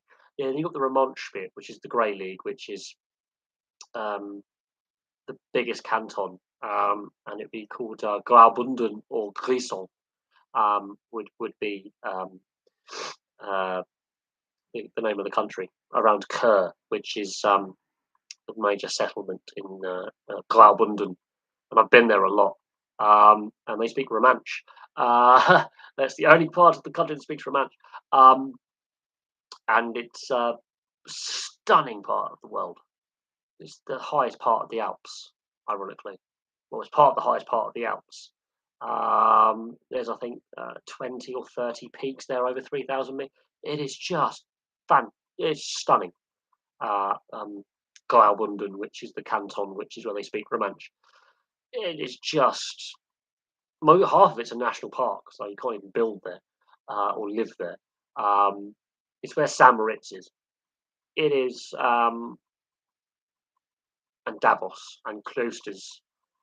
It is a stunning part of the world, and they're all a bit weird there. Belgium, I would get rid of, but then what do you do with Brussels? What do you do with Brussels? Do they speak French? Do they speak Dutch or Flemish?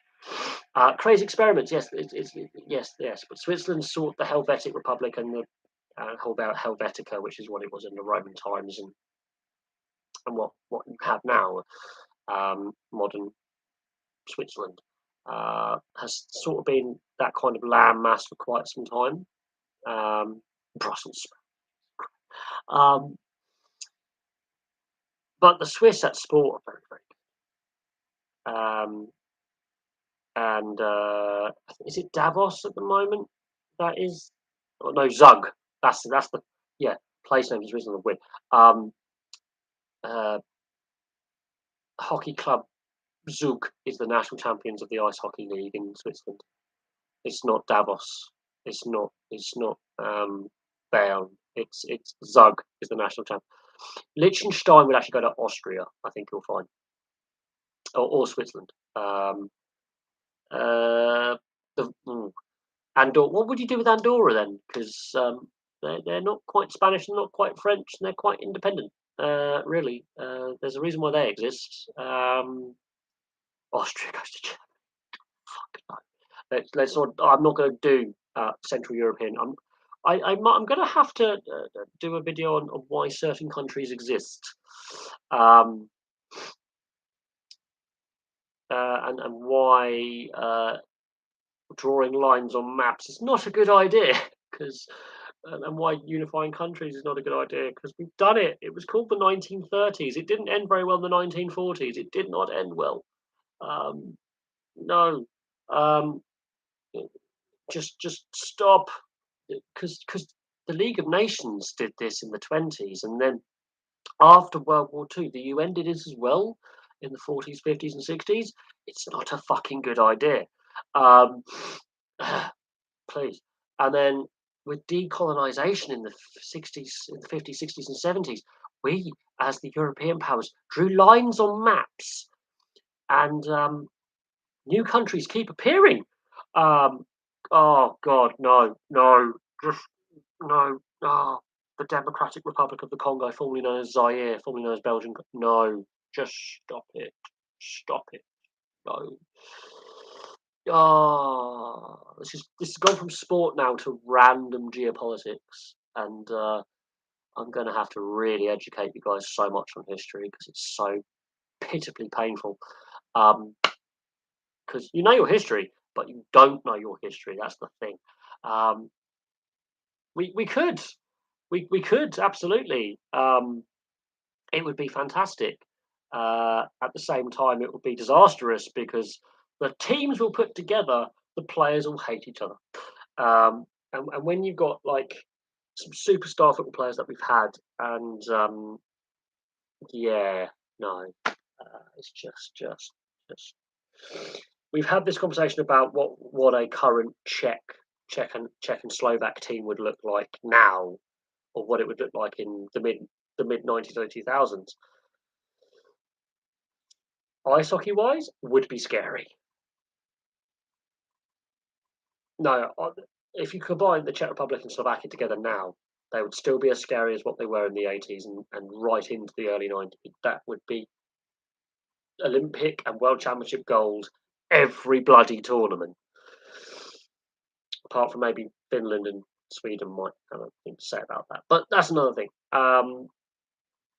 The production line that Slovakia and the Czech Republic continues to produce when it comes to ice hockey is ridiculous. Ridiculous. The production line that the former Yugoslavia, that is the safe way to say it, produces when it comes to football and other sports as well, is bloody ridiculous. The production line that the former Soviet Union countries, so the bit that was communist, produces of any sport is fantastic, considering the political turmoil that is currently befalling some of these countries. And if we were to unite all the Slavs together, they would have a superstar team that would of players in football or ice hockey or whatever, who bloody hate each other. And then the fact that there would be some nationalistic rioting.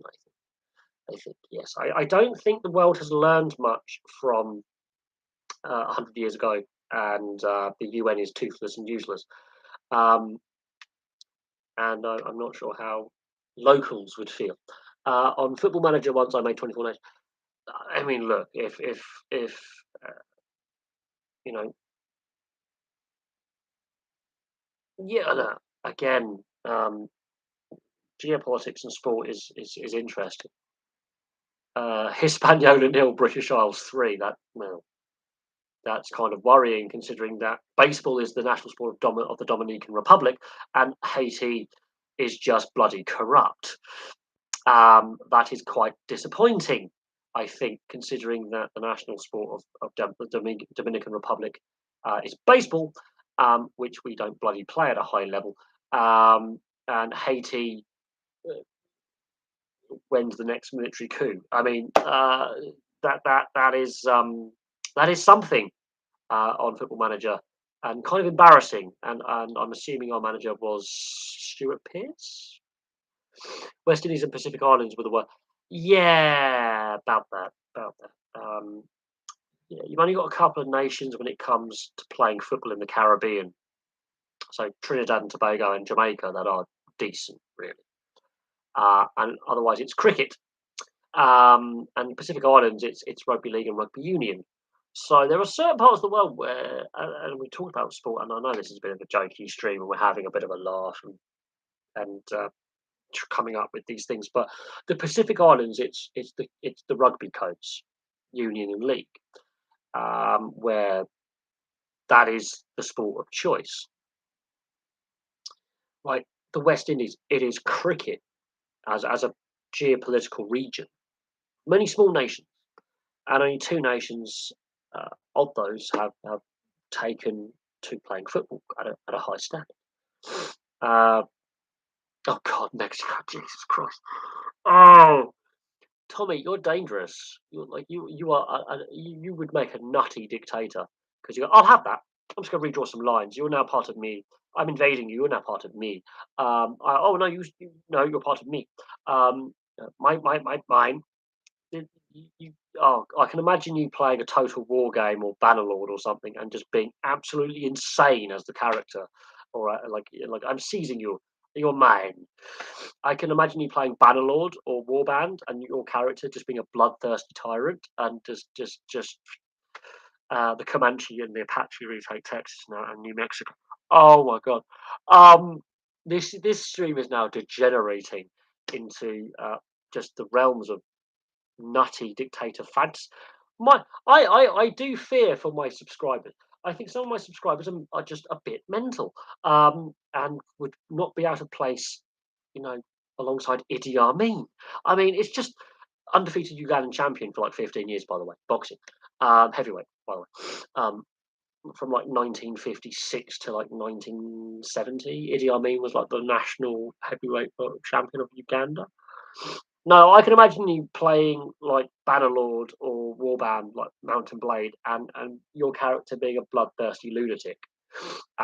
Like dissent is not allowed. It's like, and I can imagine you as actually as a sports manager saying, "It's my way or the highway. You're out the squad." Yeah, Arabia is sort of like that anyway. With historically, just Africa.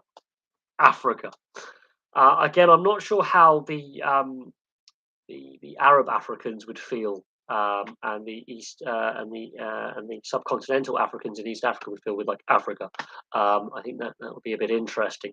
The East Indies, so Indonesia, basically that's what it is. Again, I'm not sure how they would feel in Papua New Guinea and East Timor, especially East Timor and Malaysia, about Indonesia basically swallowing them whole. They were fine. I asked. That's brilliant. They were fine. I asked them. It was okay. Considering Indonesia is sort of a bit, we're drawing lines on a map and then we draw further lines on a map. No. They did, yes, they did. And that was like a combination of Kenya, Tanzania, and British Somalia, I believe. I do believe, and Kenya still play cricket at one day level at a reasonable standard. The Kenyans still have played cricket at a reasonable and rugby sevens. Um, yeah, it's funny because of my reactions. Because I'm like, no, please, God, no. We tried this before. We've been here before. We've tried this before. I have. The people lived in black and white in those days, and it was on Pathé News.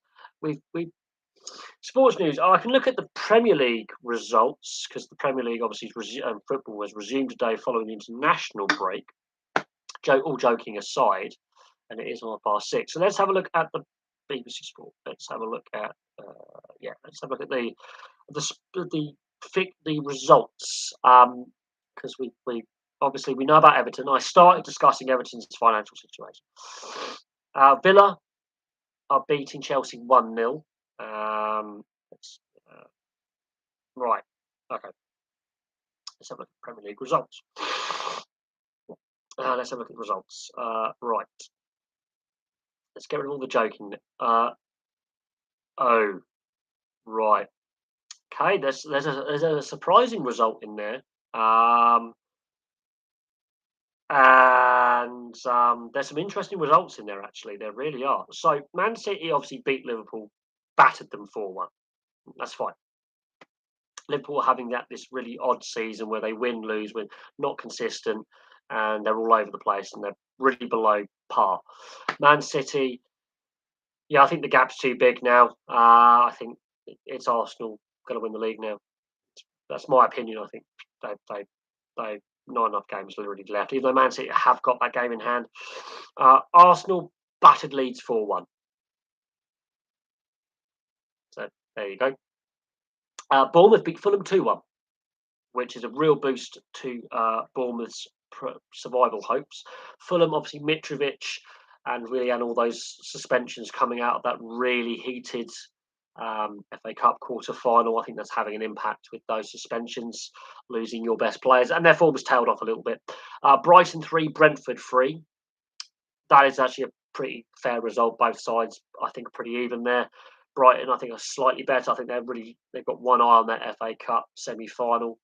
Palace 2-1. So Roy Hodgson, his return comes with a winning return. And Leicester under Brendan Rodgers, is Brendan Rodgers' time at Leicester nearly up? They're going to move on from him. And Villa are currently beating Chelsea 1-0. Forest Wolves was a 1-0, the East West Midlands thrashing derby there. So the full Premier League table, as things currently stand, there are some teams with games in hand, which is vital. So we're going to go from the bottom up. Southampton, 23 points and 20th and last. West Ham, 24 points and 19th. Leicester have now slipped into the bottom three, 25 points, they're 18th. But Everton, obviously, with that being found guilty of financial fair play breach, there could be a points deduction there because they've been found guilty in season. So Everton, with that financial fair play breach, we could see a points deduction there. Leeds are just above them, goal difference. They're both on 26 points. Bournemouth, with that win today, have leapfrogged several teams and are 15th. Nottingham Forest, with that draw today, are above them on, again, goal difference by 1 goal. And they've got the 2 worst defences in the Premier League for goal differential because this could come down to it. It's very close. At the bottom, Wolves, again, their goal difference is far superior to the teams below them, apart from Leicester and West Ham and Leeds. Palace win, very important. They're on 30 points. Chelsea to Palace is a big gap. There's an 8-point gap between Chelsea in 11th and Palace in 12th. Fulham, they've slipped to 10th now. That is a bad defeat as well. They've got 39 points. They're safe, by the way.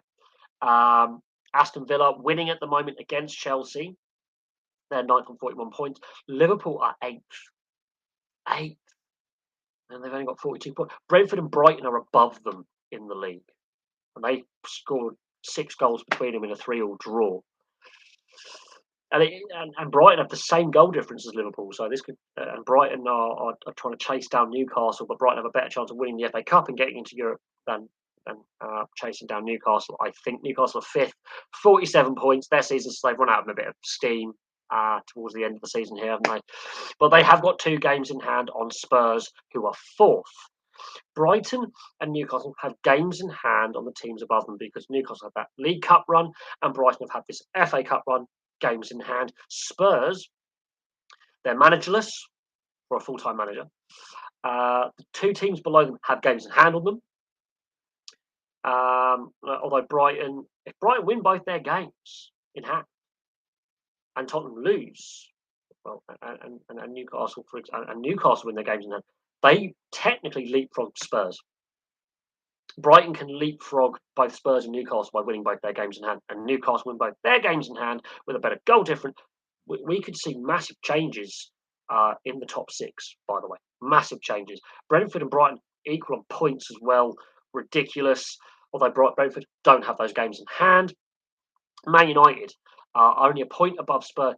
We could see Brentford potentially, and I say potentially here, jump up the table. Brighton could end up in 3rd. Newcastle could end up in 3rd. Tottenham could drop as low as 7th. They could, in theory, they could. They've got no manager. Manager's gone. They're out of all cup competitions. We could see massive shifts because teams have got games in hand. Man United, third, games in hand, 50 points. Man City, 64 points second. Arsenal played one more game than Man City. So Man City have got a game in hand, but the gap's too big. Gap's too big. I think Arsenal won the league now. But Leicester slipping into the bottom three. West Ham, second bottom. Southampton, that gap's closing. Everton, potential points deduction. Bournemouth getting a key win today. Some teams, goal differential. I don't know. Spurs aren't safe in fourth. Newcastle and Brighton could over Bright with again games in hand. This could really change the dynamic of the league. And now that Newcastle have done the League Cup, and okay, they didn't win. Yeah, they could have finished. Man United, the potential of 2 extra games. They make an FA Cup final. Brighton, again, the potential of 2 extra games rather than just the 1 extra game. Potential of an FA Cup final. Massive permutations, massive. And yeah, there's a lot of potential here. We'll see what happens, but that is very interesting. But let's have a look at the Championship. The Premier League table. We want. Oh, go away. What do we want? We want. No. We want. What do I want to do? What am I doing? What am I doing? What am I doing? Let's go back here. Let's get out of Premier League. Let's go football. Let's go scores and fixtures. Let's go. Right, Scottish Premiership. Hibs 1, Motherwell 3. Kilmarnock 2-1 over Hearts. So both Edinburgh clubs lost today. Rangers 2-0 over Dundee United. Aberdeen beat St Johnstone 1-0. Key win for Aberdeen. They've had a very poor season. St Mirren put 3 past Livingston. Now, there's 3 clubs on there that I haven't. No, 4 clubs there that I haven't done the club. 5 clubs, sorry. Both Edinburgh clubs losing. Very interesting. Women's FA Super League. Man United beat Brighton Women 4-0. Championship. Oh, wow. Luton beating Watford 2-0. Preston 3-1 Blackpool. Birmingham beat Blackburn 1-0. Fuck. Bristol City Reading 1-1. Reading have had a points deduction. That's kind of a very important point for Reading, I believe. Cardiff losing to Swansea 3-2. So we were discussing Swansea being, the South Wales derby. Swansea win that one away. Stoke beating Coventry 4-0. Huddersfield beating Borough 4-2. Very important for the playoff race. Borough dropping points. Blackburn dropping points. Huddersfield, all their off-field dramas, getting a win. Vital. Hull, Rotherham 0-0. Sheffield United being Norwich. Sheffield United, I think, have now safe second now. West Brom, Millwall 0-0. Wigan, with all their problems, they beat QPR 1-0. So there's that. League 1, Barnsley 5, Morecambe 0. Charlton 6, Shrewsbury 0. So, God, there's some big scorelines there. Cheltenham 0, Burton 0. Ipswich 2, Derby 0. Fleetwood 2, Exeter 2. Peterborough United 0, Oxford United 0. Port Vale 0, Cambridge United 2. Portsmouth 1-0, Forest Green. I think Forest Green are relegated. Sheffield Wednesday 1, Lincoln City 1. Wycombe Wanderers 2, MK Dons 2. So some teams that aren't very popular with the Football League fan base. League 2, Bradford City 3, Grimsby Town 2, Wimbledon 0, Rochdale 1. Barrow 2-1 over Gillingham, Colchester 0, Newport 0, Doncaster 0, Crewe 2, Hartlepool 2-1 over Swindon, Leyton Orient 1-0 over Carlisle, Mansfield 4-1 over Crawley Town, Northampton Town 1, Stevenage 1, Walsall 1, Sutton United 1. National League. Oh, there are postponed matches. Bromley 4, Solihull Moors 0. I love doing the classified football result. Dagenham Redbridge 0, Dorking Town 2, Maidenhead United 0, Chesterfield 0, Maidstone United 0, Boreham Wood 4. My dad had a trial at Maidstone United back in the day. Scunthorpe 0, Torquay 1. Wealdstone versus Aldershot postponed Waterlog pitch. That's what the bad weather's had an impact. Wrexham have beaten Oldham 5-1, by the way. So Oldham, if you're an Oldham fan, look away. Yeovil are losing to Southend United 1-0. So then all their issues off the field as well. That's 2 ex-Football League sides going head-to-head there. National League North, Fylde 3, Brackentown 0, Telford 0, Peterborough Sporting, whatever it is, 1. Alfreton 2-0 over Leamington, Banbury 0-0 Blythe Spartans, Buxton 2-1 over Spennymoor Town, Chorley versus Kings Lynn was 1-0 to Kings Lynn, Curzon Ashton 0, Bradford Park Avenue 0, Darlington 1, Chester 2, two ex-Football League club sides there. Farsley Celtic 0, Kidderminster Harriers 1. Your father is your brother, your sister is your mother, the Keeley family song. Hereford 1, Boston United 1, Kettering Town 1, Scarborough Athletic 1, Southport 0, Gloucester City 1. National League South, oh my God, the amount of games off National League South. So Braintree 1, Dover 3. Cheshunt postponed against Chelmsford City, waterlogged pitch. Chippenham Town 1, Norwood City 1. Concord Rangers, Havant and Waterlooville postponed, other. Dartford 4, Dulwich Hamlet 0. Farnborough versus Worthing, waterlogged pitch. Hemel Hempstead 1, Slough Town 1. Hungerford versus Bath postponed, waterlogged pitch. Oxford City 4, Tonbridge Angels 0. Welling versus Hampton and Richmond, match postponed, other. Don't know what that is. Weymouth 0, Eastbourne Borough 1. FA Trophy, Altrincham, Halifax 1 on penalties. Gateshead Barnet, Gateshead win on penalties. 1-1 was Altrincham, Halifax, Gateshead, Barnet 3-3. Gateshead win on penalty.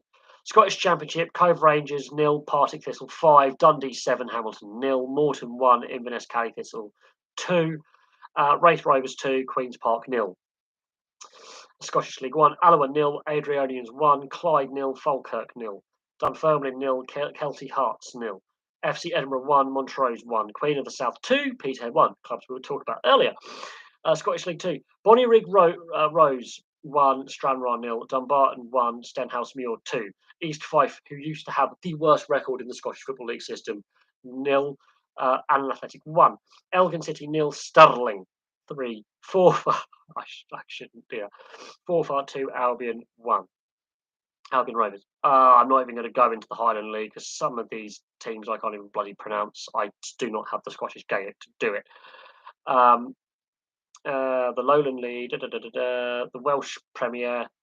The New Saints winning 5-0 over Newtown is not surprising. Irish Premiership, Glentoran 5, Portadown 1. That's not surprising. Irish Cup, Dungannon Swifts 0, Crusaders 1. That is not surprising. Sligo Rovers against Bohemians is an even kickoff. Spanish La Liga results today. Girona 2, Espanyol 1, Athletic Bilbao Getafe 0-0. Sevilla are beating Cadiz 1-0. Elche Barcelona's an 8 kickoff. Bundesliga, Union Berlin 3, Stuttgart 0. Bayer Leverkusen 3, Schalke 0. That's an away win.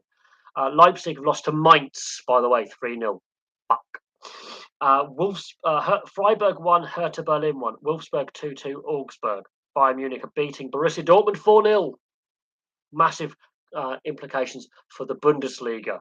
Sack the manager, get a win. Italian Serie A, Cremonese, which was Viali's first team, 1, Atalanta 3, Inter Milan 0, Fiorentina 1, important. Juventus, Hellas Verona is an evening kickoff. French League 1, Auxerre 1-0 over Troyes. Rennes Lens is an 8 o'clock kickoff. The Australian A-League, here we go, this is on results as of last night, or earlier today, sorry. Wellington Phoenix 1, Melbourne Victory 2, Central Coast Mariners 4, Brisbane Roar 1, Sydney FC, Western United 3-3, Perth Glory 2-1 over Macarthur.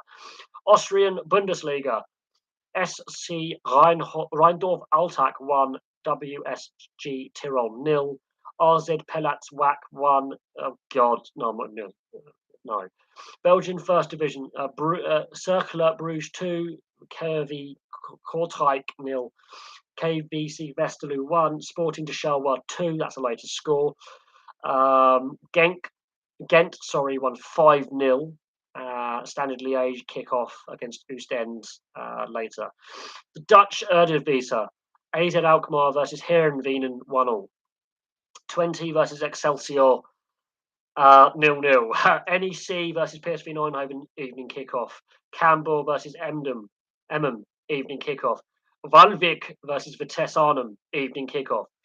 The Greek Super League. Lavadikios 1, Atramos Athens 1. Panteolikos 1. Lamia 3. PS PAS Giant 0. OFI 1. Oh God, I'm not even going to try this. Ionicus FC versus Asteras Tripolis isn't even kickoff.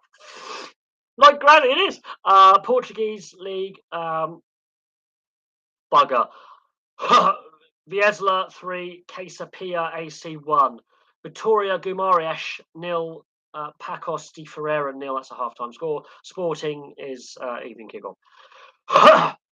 The Swedish Allsvenskan, Malmo 1, Kalmar 0, Jurgans 3. Oh, bugger me. Brom Pukjarna 1. There you go. A bit of Swedish there. Swiss Super League, Servette 2, Young Boys 1. We're into added time. It's 2-1 Servette against Young Boys. FC Basel versus FC Winterthur is an evening kickoff. Oh, God, the Turkish Super League. Oh, my God. I'm going to try and pronounce this. Istanbul, Başakşehir 1, Ankaragücü 0. Trabzonspor 3, Kayserispor 4. Galatasaray versus Demirspor is 0-0. And then we've got Major League Soccer. They're all midnight kickoffs. Oh God, I have to admit, I had to give it a go. Some of them I can't pronounce. I'm not even going to try. But yeah, there's the scores. So there's some of the sporting final scores. I think this has been a fun live stream. I've really been a tongue in cheek. Some of it, yeah. Welsh women are battering Scotland women in the Six Nations.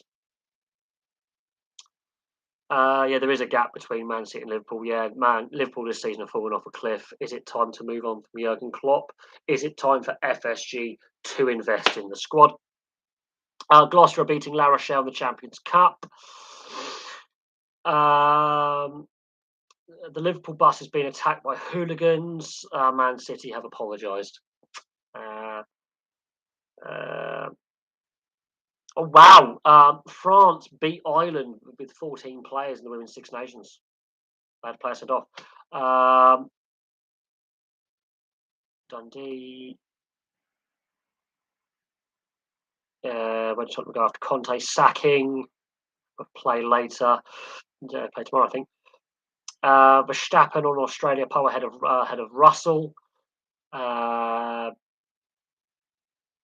Man City overcome the absence of leading scorer Erling Haaland.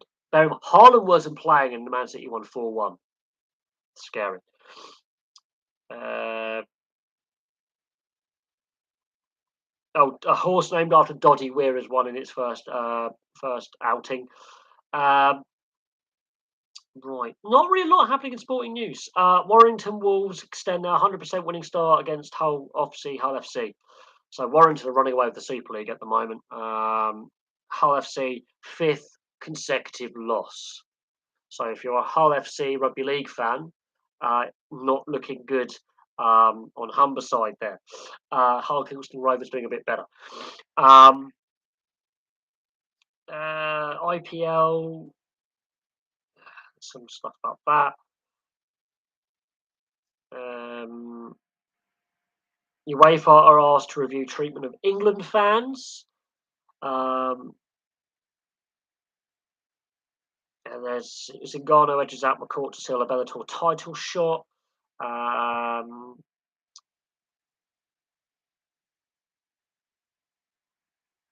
Divisive hearings tracks from racism issue. Oh yeah, Michael Vaughan has been basically cleared in the racism hearing. Rafiq, that's a mess, isn't it? With cricket.